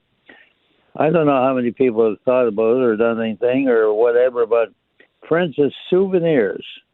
Okay, I imagine it's too late now, but these toll booths, for instance, you don't have to have the whole toll booth, just maybe a part where the money goes in for future souvenir sales. Now, the other one is they should go up there where you get your passes and tickets, a little building there, up at the Shannon Park one. And first of all, maybe see what you can give. You're looking to rent a place. More likely that'll be it because it'll be emptied out, I imagine. But also, all those passes and stuff like that, scoop them up for future for souvenirs to sell later on. What do you think? $1 million idea, Bill. Good man, you're on. Okay. Go for him. Thanks a lot. All right, Bill, appreciate it. 902-405-6000. I got one on the wall right here. In fact, the mayor made a comment about it. Todd took his MacPass out of the old school one, because Todd does everything old school technology-wise. And he, the one with the Velcro back, the big plasticky one. Anyway, he stuck it on the wall here as a memento. Bill might be into something there. You want to have a MacPass sticker on your fridge for perpetuity? 902-405-6000. Anne, how are you? Hi, how are you? I'm good. What's on your mind? I'm calling about our Mark Carney. Okay. I don't think he's going to be good for the government at all. He's a Trudeau insider. He's done all the Trudeau plans and everything to raise our taxes and the carbon tax, although he says he didn't. Of course he did. And the other thing is we're just going to have Trudeau number 2. He's really into Europe. He's really into the World Economic Forum. And he also he's a globalist. He's a radical environmentalist. He tried to destroy the Alberta oil fields. He wanted to destroy their business there. He stopped the pipeline in Canada, but he bought into a pipeline in the States, put all his businesses over to the States. Oh, by the way, he's already set up to the something of the willing. What is it? The coalition of the willing. Yep. To go along with Stammer and Macron to send troops to the Ukraine. So he'll be sending all your grandchildren to the Ukraine for the people who are children and grandchildren of the Ukraine. He's into all that with Europeans. He considers himself a European. And as I said, he's a globalist. He doesn't consider himself a Canadian. And he was over in Newfoundland, and he refused to speak to the fishermen there. He said he's not speaking to those people. He just thinks he's too good. He's an elitist. And Liz Truss, the former Prime Minister of Britain, said that he drove the Bank of England into the ground, and he made England poor by overtaxing. And Canada hasn't had any any movement in past 10 years since Trudeau's been there overtaxing the people, and he's been ruining the businesses, so they've been leaving the country. Liz Truss was the Prime Minister of England for, a month? Yeah, she was Prime Minister of England for a month. I think That's a pretty small sample size, isn't it? Well, she should have put her foot down, don't you think? Absolutely, she did, right? And sending our grandchildren to the Ukraine, is it to protect the Ukraine from Russian aggression, or is it just because we want to be part of the party? No, they just want to be. Europe wants to make itself seem important now, because Europe is no longer important. England, rather. It's England and France. They want to consider themselves really important still. So hang on, I'm confused, Anne. So they're putting the coalition of the willing together, not to protect the Ukrainians, but to make themselves look good? No, they're putting they're making themselves, they're puffing their chest out, okay. And they say they don't care about Putin says. They're going to put a what do you call it, in peacekeeping force. Uh-huh. But this is really ridiculous, because the peacekeeping force will be made up of NATO, and NATO is the people who are the aggressors towards Russia anyway. Oh, wow, So well, hang on. And I let you go as far as I can stomach. When was NATO aggressive to Russia? Tell me when that happened. Well, they've been using bombs. Who's been using bombs? NATO? Yeah, they've been bombing Russia. With they've been sending the ammunition to Ukraine to shoot bombs at. And Russia. I appreciate the call. Have yourself a fantastic day. Okay, you too. Bye bye. Wow. And here I thought I was up on world events. And just completely re-educated me. Taking the word of a prime minister that lasted less than a month in the UK. And I didn't know that NATO was bombing Russia. Jeez, I guess I'm going to have to do more research. My apologies to those on the line. The open hour will continue tomorrow at this same time, same bat channel, as Rick used to say. We're going to stop down and take another break here on the program. I'm going to get another coffee because it's hour number 3 coming up. You're listening to the Todd Veinotte Show. I'm Dan Olstrand. We're back in minutes.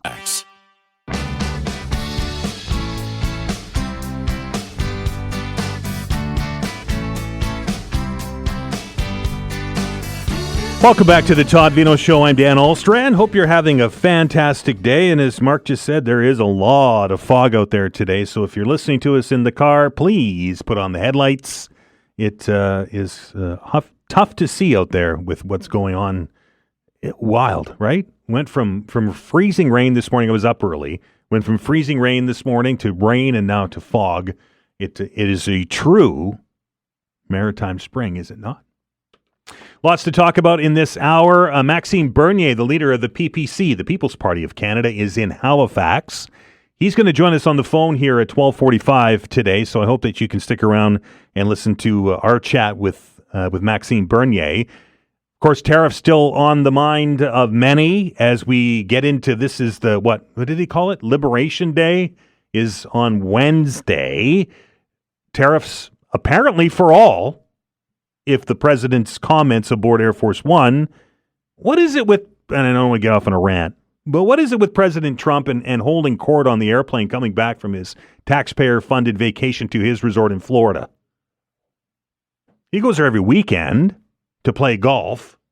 Apparently he played golf with the president of Finland on Saturday. Apparently they won some kind of championship too, but regardless of that, he just seems to make policy with his head stuck out of the door of his cabin of an airplane.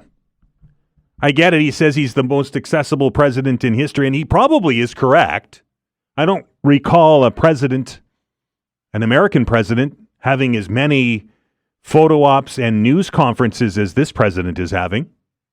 I guess we could give President Trump due credit for that. We may not necessarily like what he's talking about in those press conferences.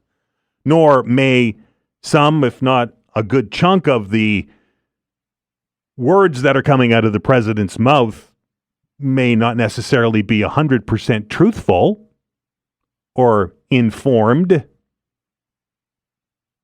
But at least he's giving access to the handpicked media that gets to go into the Oval Office.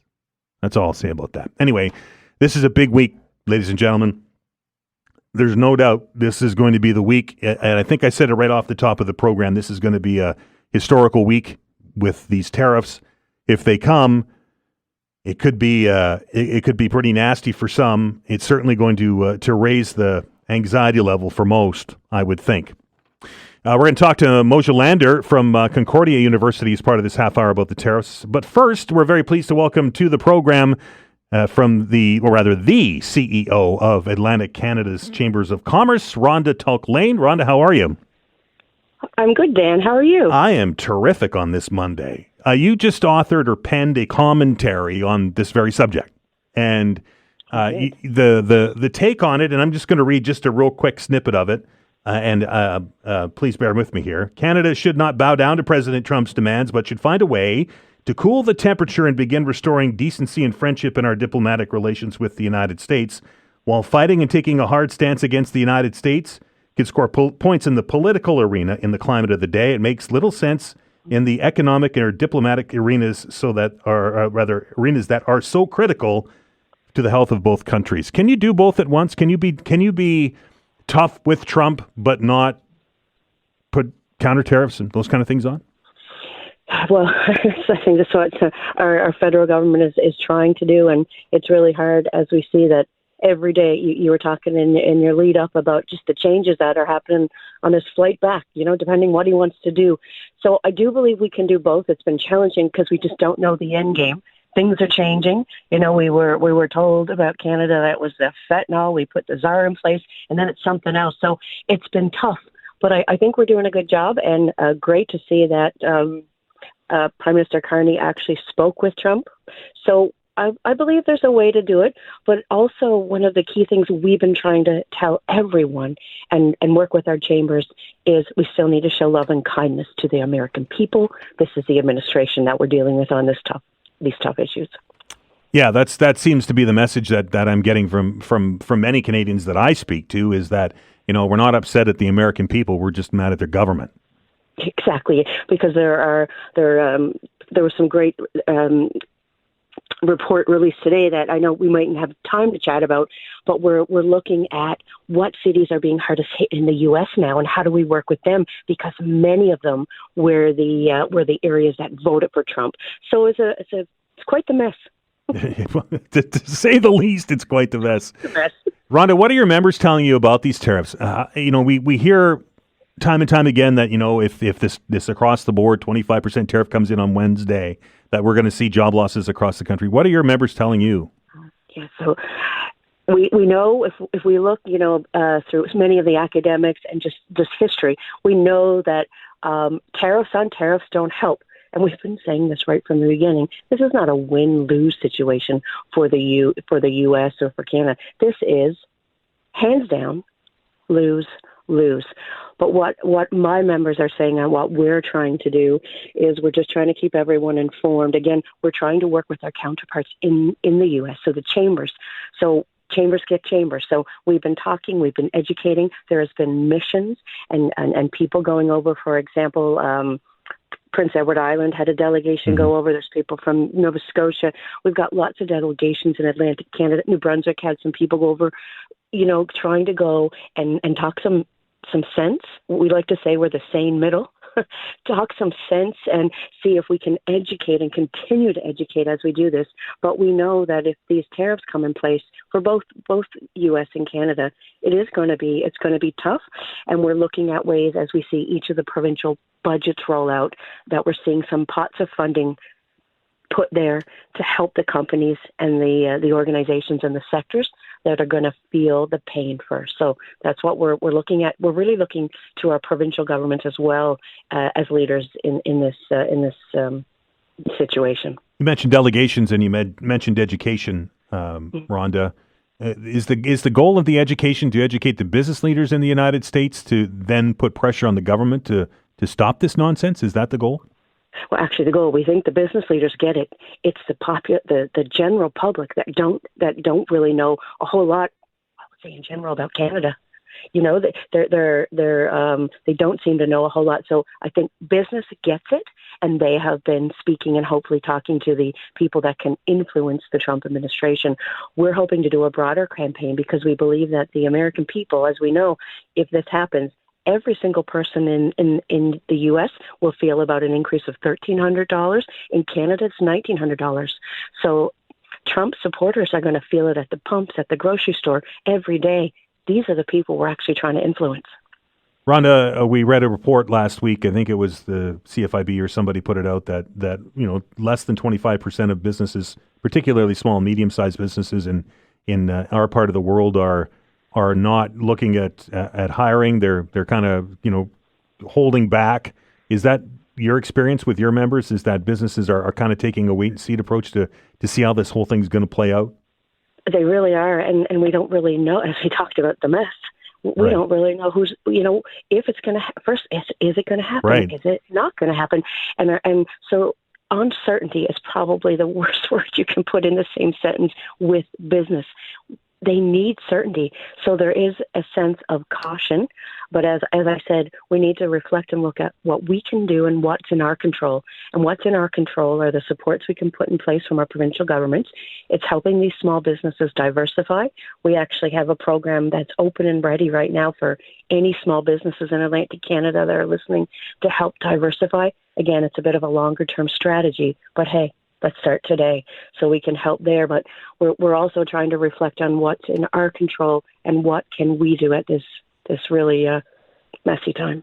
Rhonda, I think President Trump called it Independence Day Wednesday. What are you hoping to hear from the president? Probably nothing, right?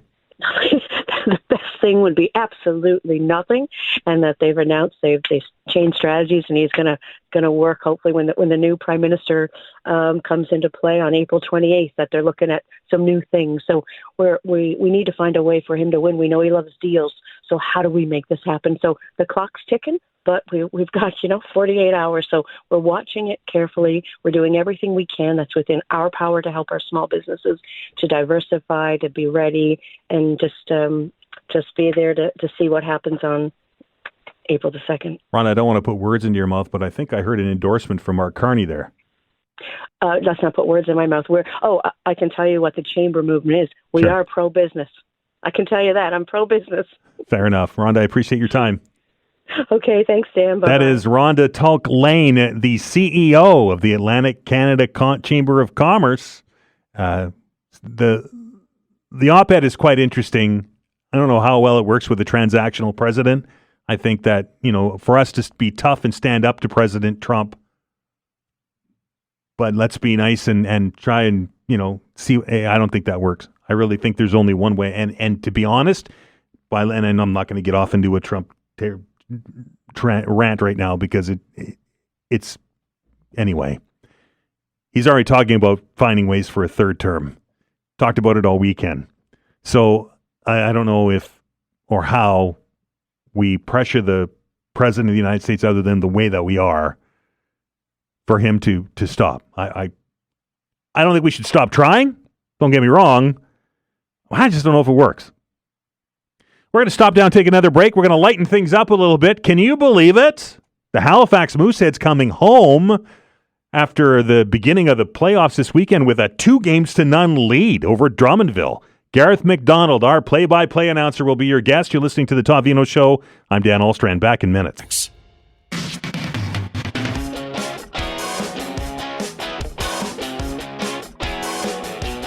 Welcome back to the Todd Veinotte Show. I'm Dan Alstrand. If you were listening on your drive in this morning, you heard our sports guy, Simon, saying, that's why we play the games. And, well, this is a perfect example of why we play the games.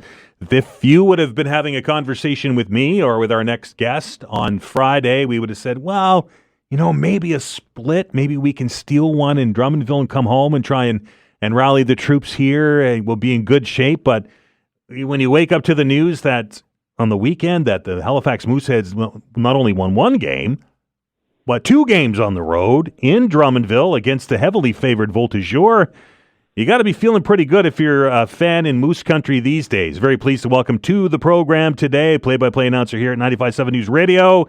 That is Garreth MacDonald. Garreth, buddy, how are you?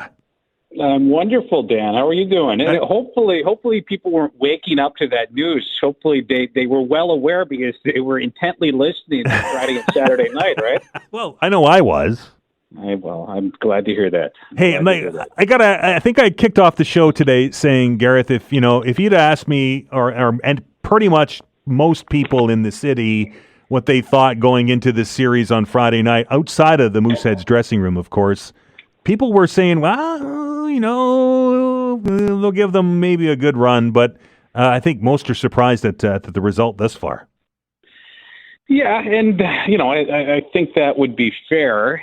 At the same time, and I didn't want to maybe stick my neck out too far about this privately. I have told this to, a few friends that I had a feeling that, if they could play the way, if they could kind of dig deep and play the way that we have seen them play at times here in the second half, then maybe they could give that Drummondville team a little run for its money. And I think when you look at the Mooseheads record here in the second half of the season, since the roster kind of came into form after the trade period with the acquisition of Jacob Steinman, with a couple of the young kids coming in from the U.S., like once that roster had kind of settled in, if you go back and look at it, I think the record, just crunching these numbers before I came on with you, they were 8-15-3-2. And so, basically 8 wins, 20 losses. But of those 20 losses, 13 of those came in basically either 1-goal games or games where it was a 1-goal score and they gave up a late empty netter. And they were doing that against teams like Drummondville. Both of the games that they had against the Bolts were 1-goal games in the third period, games where they had leads at times in those matchups. And they've done the same thing against some of the other best teams, like the Moncton Wildcats and the Cape Breton Eagles. And we've seen them do it against Blainville as well. So I think, coming in, we said if Jacob Steinman, if he'd give you some of the great goaltending that he has given this team since he got here, then they would have a chance. And, if everyone was able to elevate their game a little bit, bring it up to the next level, they would have a chance. And, that's what they've been doing. So it's certainly surprising, I think, to a lot of people that maybe weren't following this team super closely. But, at the same time, as you mentioned, I think there's been a lot of belief in that Moosehead dressing room that once they get to the playoffs, they could make a little bit of noise. And right now, as I tweeted after that game on Saturday night, I think they got people listening right now. Helps if I turn the microphone on. Garreth, I'm an amateur, remember? Don't beat yourself up. It happens, right? It absolutely happens. Garreth, you're closer to the team than most are. What was the feeling like after game 2, after that win, particularly in overtime? What was the feeling like in the dressing room? Yeah, I mean, I think everyone obviously, pretty fired up after that one. And yeah, I mean, it's, again, it wasn't too over the top. I think they've got guys that are in leadership roles in the team, players like Brady Schultz and Braden McPhee, a couple of guys that they were basically 2-3 minutes away from going to Game 7 in the league final a couple of years back. So I think these guys understand playoff hockey, and I think they've been setting a pretty good tone, trying to keep guys loose, at the same time focused. And, during the playoffs, we often hear from players, from leaders like that. It's the message passed down from junior cycle to junior cycle, generation to generation, never too high, never too low. So, obviously pretty excited, but at the same time, I think they realize that this series right now, it's far from over. And I think there's still a lot of respect for that Drummondville team, that they are the defending champions for a reason. The roster's turned over a bit. It's not the exact same team that won the Jill Courteau Trophy last year. There are some new pieces, but certainly the big pieces, the core parts that were there last year on that run, they are a part of this year's program as well.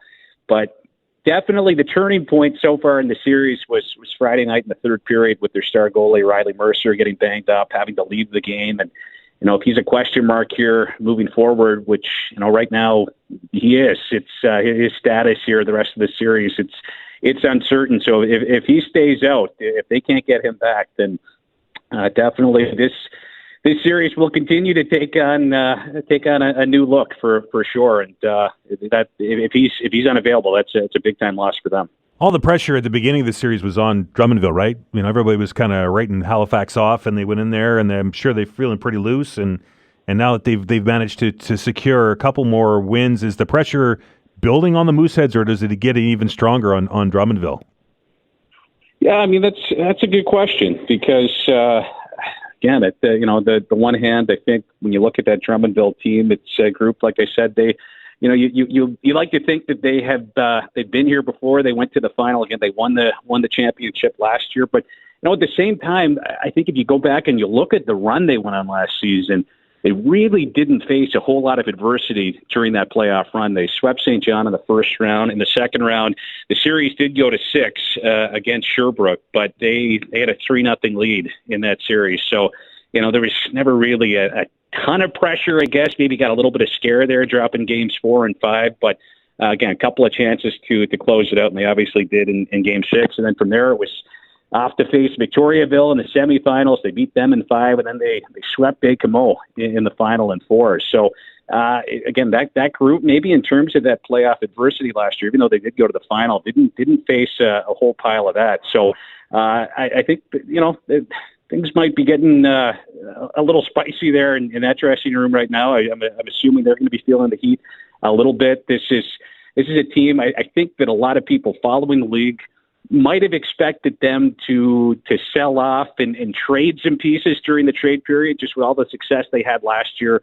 The roster this year wasn't quite as deep. Again, had some big-time parts like Luke Woodworth, the Bridgewater, their captain, Ethan Gauthier as well. Those were certainly some really important players in the run last year, and they're the central pieces on this year's roster. But I think just with the way the junior hockey cycle goes, I think some people were expecting them to maybe be sellers at the trade period. So I think within that organization, both in the dressing room and behind the scenes, there's going to be some pressure to perform. And I mean, for the Moose, I think they're, I think right now that belief, it continues to grow, but at the same time, still the youngest team here in the Q in 50 years. So in a way, I think they're still very much at this point with 3 games at home, at least. We know they'll have 2 for sure.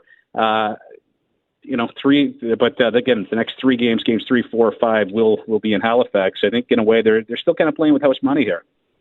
2,500 fans on Friday night and Saturday night-ish in Drummondville. There's going to be a bunch more than that tomorrow night at the Scotiabank, right?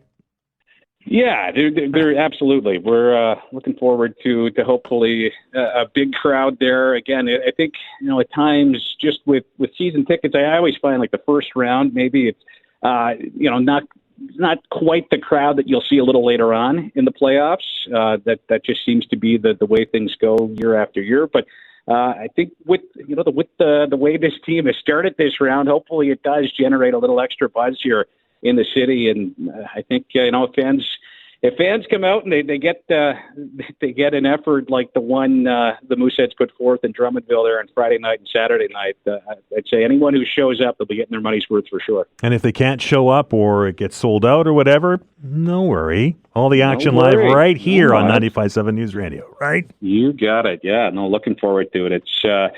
It's going to be a lot of fun. No, it was unbelievable atmosphere there in Drummondville on Friday night and Saturday night, and we'll hope for more of the same and maybe then some. A few less air horns, I'm sure, tomorrow night. But, yeah. The scourge of Drummondville. Yeah, no, it's, again, pretty fun atmosphere, though, for sure. Garreth, it's always a pleasure, my friend. Yeah, great to chat with you, Dan. All the best. That is Garreth MacDonald, our play-by-play announcer, Mooseheads Hockey, right here, 7 o'clock puck drop on 95.7 News Radio. We're going to stop and take another break. When we come back, economics professor from Concordia University, Moshe Lander, will be your guest. We're talking tariffs. You're listening to The Todd Veinotte Show. I'm Dan Alstrand. Back in minutes.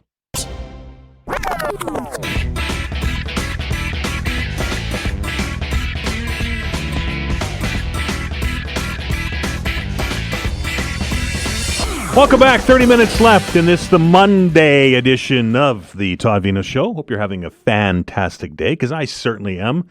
It's nice to be back in the chair again and getting my groove back. It can't get any worse, Vanessa, I promise. It can't get any worse. It can only get better from here. Vanessa's just giving me the Vanessa glare through the glass. No, that's not true. She's the nicest person I know. So say hi to her when you call, okay? Anyway, we know that Wednesday is going to be what President Trump is calling Liberation Day, which I don't know if I necessarily agree, and I don't know if our next guest agrees, but he is way smarter when it comes to economics than I am, and that is economics professor from Concordia University, Moshe Lander. Moshe, how are you? Hello. Now, will it be Liberation Day for the United States? Is this going to be the economic engine that's going to return the U.S. to its golden age? Oh, no. You can already see the economic disaster that he's bringing upon himself. Right. Inflation remains high. The economy is stumbling. The stock market is down. This is not going to be anything that's going to be remembered for good on either side of the border. Now, another one of these headed out of the door of his cabin on Air Force One last night or the day before, whatever day it was, and saying that he's just going to put tariffs on everybody. Everybody. How does that work? I have no idea. We haven't seen anything like this in 80 years. In the aftermath of the Second World War, the forerunner of the WTO, the World Trade Organization, was something called the GATT. It was Generalized Agreement on Trade and Tariffs. And the entire exercise was to move away from tariffs on everybody and everything. And the U.S. and Canada were initial signatories. And we've worked for 80 years towards moving towards our free trade agreements. So this isn't just taking us back in time. It's taking us back to a much darker day, but also when the modern economy was very, very different. So to try and compare what was going on in the interwar years and comparing it to now is almost impossible. But it wasn't good then. It's not good now. Moshe, if President Trump follows through and we get this 25% tariff on everything that we import or export into the United States, what does that mean for the Canadian economy? Bottom line. A recession for sure, inflation for sure, job losses for sure, maybe return of higher interest rates depending on how bad inflation gets on the side of the border. That's the bottom line. Because Stone Cold, no, that's the bottom line. And there's no way that we're going to escape tremendous damage to the economy. So I don't think I've seen this before, and maybe I'm mistaken, but we'll have inflation and we'll have an economy that's in the tank, when normally the Bank of Canada's solution to that is to lower interest rates, right? Yeah, well, we did see this during COVID, but it was for an entirely different reason, right? So that combination is called stagflation. It's a made-up word that combines stagnant economy with inflation. COVID, with the supply chain disruptions, had that, right? Remember, the economy tanked, of course, because everybody was locked down, and prices started taking off on us during that lockdown. But you're right, the Bank of Canada has an impossible job, because if they try and address the inflationary part of the story, then the logic would be to increase interest rates. But that would quickly make a recession much deeper and longer than it needs to be. But if they decide to cut interest rates to try and keep the economy afloat, then inflation's going to take off, because it's going to incentivize consumers and businesses to spend wildly. And even governments might decide that they can afford to run big deficits because financing would be cheap as well. So, they're in an impossible position as to what they do. Given that their commitment is to inflation above all else, then it's highly likely that we'd see interest rates rise as much as necessary to rein in inflation, to whatever extent that creates a deeper recession. How does any kind of government bailout programming, that's probably not a good word, but bailout programming impact that decision, impact inflation? Well, the fact that the government would probably jump in to try and protect job losses, whether that's through new programs or working within the existing programs, the spending itself is inflationary. And so given that they will be contributing to inflation, they can come into direct conflict with the Bank of Canada, who says, hey, we're trying to rein in this inflation. What are you doing? At the end of the day, the government can do as it pleases. They don't have to answer to the Bank of Canada. It's the other way around in an emergency.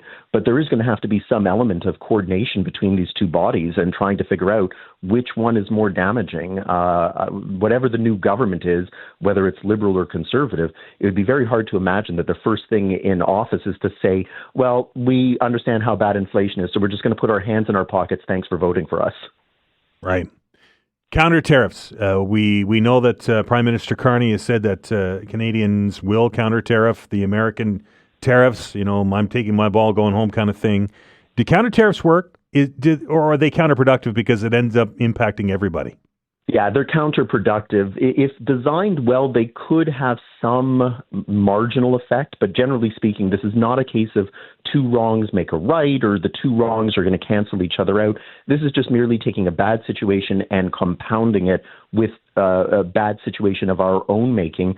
I get the politics of it. It's very difficult for any government, left or right, to say, well, the appropriate response is to do nothing and look the other way. But especially after an election, that's going to be almost impossible. In the case of designing it well, if the Canadian government were to target, say, key Republican districts where a Republican won by a few hundred votes, go hit whatever their major industry is hard and get the voters upset and realizing that, hey, maybe we should have voted Democrat. Going after the deep red districts isn't going to do anything because they're just going to say you're complaining because you're losing and you're not going to be able to flip. But remember that the House comes up for election every 2 years in the U.S. Start hitting those marginal seats now, and it only takes a few seats to flip the House, maybe even the Senate, to Democratic control. Might not rein in the president, but it might curb some of his worst instincts.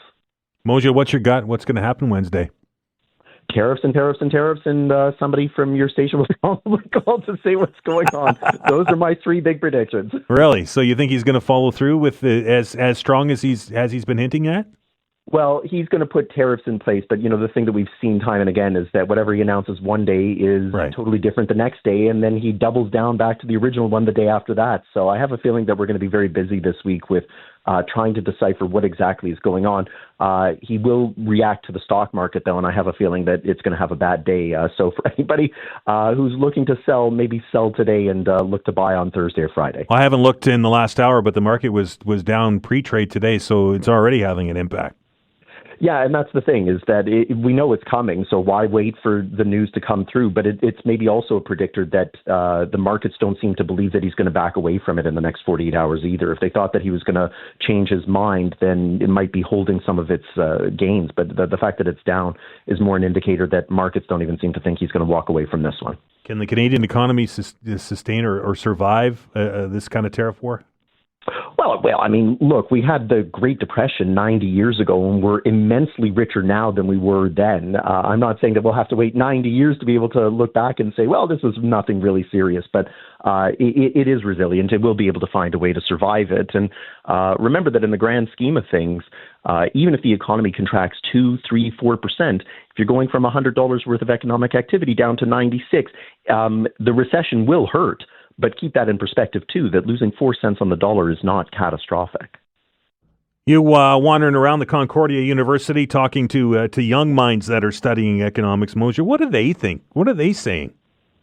They don't like tariffs. They're not quite sure why. I think they just have an instinct that somehow that's bad. I'm constantly trying to convince them that free trade is the way to go. And so I think they recognize on a certain level that this is not good for them, regardless of whether it's good for their parents. Young people have a major problem with unemployment. Youth unemployment rates are very high to begin with. If you start finding that the Canadian economy starts shedding jobs, it's unlikely to be the high-skilled workers that are the first to go. It's going to be lower-skilled workers, and that's just going to create a deeper pool. And so maybe it's for their job prospects that they recognize that something's not right here. And they also recognize that Trump generally is not good for any economy.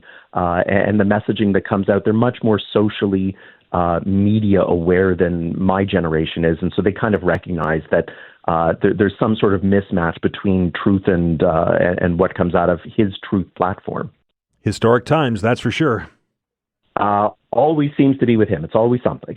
Moshe, I appreciate your time, sir. Anytime. That is Moshe Lander. He is an economics professor at Concordia University over there in Ontario. It remains to be seen. I will be completely shocked if all of the tariffs that President Trump has hinted at, told us about, or maybe even mused about come to effect on Wednesday. I will be completely shocked. And the reason why I say that is because we've been down this road before, right? It was interesting. I was listening back to some old tapes of the radio station here, putting together some stuff, and back all the way back in November, we were talking about tariffs. That was immediately after. Remember, President Trump put out that tweet middle of the night saying Canada's getting 25% because they're bad people. I'm paraphrasing. And we're still not there. It's April. So I guess buckle up and take a deep breath, and we'll see what comes down on Wednesday. Sorry, I misspoke. I said Concordia was in Ontario. It's not. It's in Montreal. My bad. I got my geography messed up. It wasn't because I was speaking French like Mark Carney.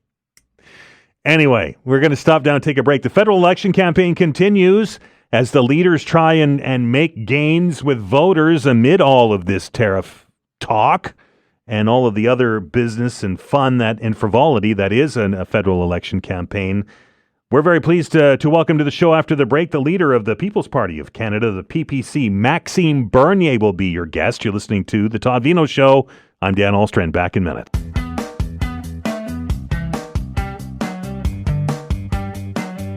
Welcome back to the Todd Veinotte Show. I'm Dan Ahlstrand. Hope you're having a fantastic day. As I mentioned before the break, the federal election campaign continues. I do believe we are into day number 9 as the leaders fan out. I understand I think Pierre Poilievre is in New Brunswick today. He's in St. John, and the others making their pitches to voters. And one of those on the campaign trail and is in Halifax today is the leader of the People's Party of Canada, Maxime Bernier. And he joins me on the phone. Maxime, how are you?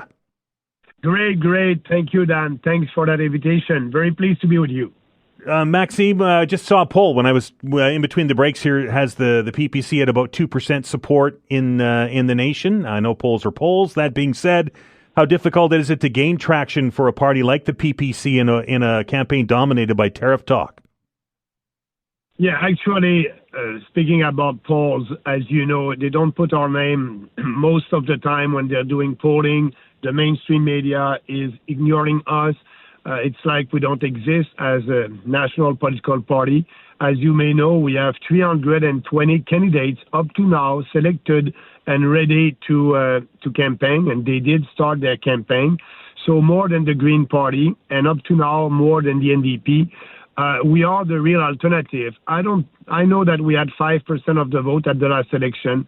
I'm pretty sure that, the day of the election, it will be different. We may be able to double our score. But that being said, we are there because we are offering another alternative, a real alternative. You can speak about the tariffs. Yes, our position on the tariffs was not to tax Canadians. Poilievre and Carney decided to impose 25% taxes on us with these counter tariffs. It is us, Canadian consumers and Canadian businesses, who are paying for that. Dan, it's a little bit crazy because they're telling us we like our country so much, we like you so much, Canadians, we will, impose you another tax, 25%. That campaign for Poilievre and Carney is against Trump. That campaign for us is pro-Canadians. And we think that we are able to have a deal with Trump if we put everything on the table and starting that negotiation right now, not in 2026. What on the table, Maxime? What are you putting on the table? Supply management. The cartel in supply management in dairy, poultry, and eggs. Canadians are paying twice the price if you compare prices in the U.S. for dairy, poultry, and milk. The inflation is there. We have huge inflation. Prices are going up. And, if you want to help Canadians, just abolish that cartel. We are the only country on this planet that is having a cartel, a legal cartel in milk, dairy, and eggs. They are fixing the price like in a communist system, and they are fixing the production for the Canadian market. And Trump did tweet about that, and his state secretary also. We won't be able to have a trade deal if we don't abolish that. But you have Carney and Poilievre who are saying, they won't touch it. They're lying to the dairy cartel because they will have to touch it if we want a free trade agreement with the U.S. That's irresponsible saying that. And I'm telling the dairy producers, and, we will need to put that on the table, but also we need to have a discussion about, fair compensation for you. And we must put on the table also the automobile industry in Ontario.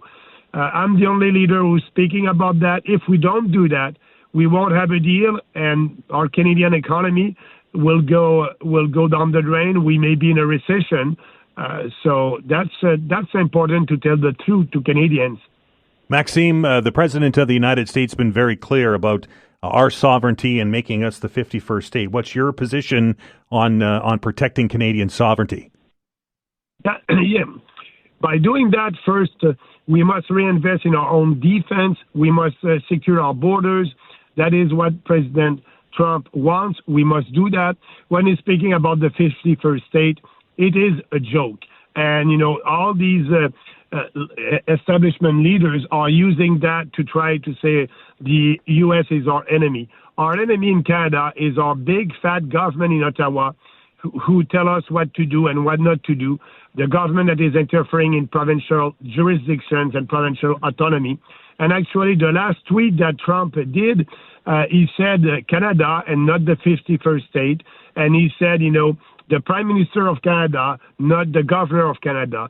That was a joke. He was trying to use that to destabilize us during these negotiations. And I've read the book, The Art of a Deal by President Trump. He's always doing that, insulting the people with whom he will negotiate. And he did that. And now he knows that, we are an independent and sovereign country and will stay like that. But he is very happy, I think, that the Trudeau government decided at the last minute to reinvest and protect our borders for Canadians and for also all national interest. So it's your opinion that President Trump's just kidding. He's not serious about taking Canada over. No. But Poilievre and Trudeau use that they use fear again, like they did during the COVID hysteria to try to, have support. I'm telling the truth to Canadians, and that's why, we have a good momentum, and I'm looking to this election day. We will make a surprise, I believe, here in Canada. Mr. Bernier, both Mr. Carney and Mr. Poilievre have announced tax cuts as part of their election campaign. Your thoughts on tax cuts? They are irresponsible. They are not fiscally responsible. Both of them, Trudeau and Poilievre, they said that they will lower our taxes. But, they will put that on the deficit and they will put that on the debt. If you want to lower taxes for Canadians, you must be serious. You must first balance the budget, and after that, with the surplus, giving that to Canadians. That is our proposal. Now we know, and every Canadian knows, that, when you have a deficit and when you don't do any cutting any federal expenses, the deficits of today are the taxes of tomorrow and the inflation of tomorrow. We saw that during COVID-19.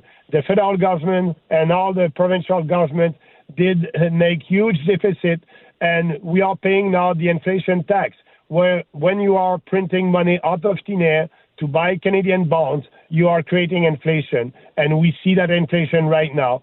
That will be the same with these tax cuts, because they are not telling us where they will take their money. They will take the money in a future taxes or future inflations. They don't have the courage to say to Canadians, we need to cut to be able to balance the budget and lower taxes. And now you have Poilievre, who said today that, the capital gains tax, he will try to cut that, and just for Canadian investment. Our proposal is to, after, when we'll have a surplus, and we can have a surplus of around $10 billion the second year, we will use all that to cut taxes, and we'll cut the capital gains tax. We will also have a flat tax for businesses. We will have lower taxes for every Canadian. But what will be the amount of that? I'm responsible. I don't know. But I'm telling Canadians it will be 100% of our surplus the second year. Mr. Bernier, appreciate your time. Thank you very much. Have a nice day. That is Maxime Bernier, the leader of the PPC, the People's Party of Canada. Thank you very much for all of the work behind the scenes, to Vanessa Vandenez, who keeps the show moving forward, even though I try to knock it off the rails. It's kind of what I do. Thank you to all our guests and to all our callers. We're back tomorrow. Hope you have a fantastic day. And remember, be kind to one another.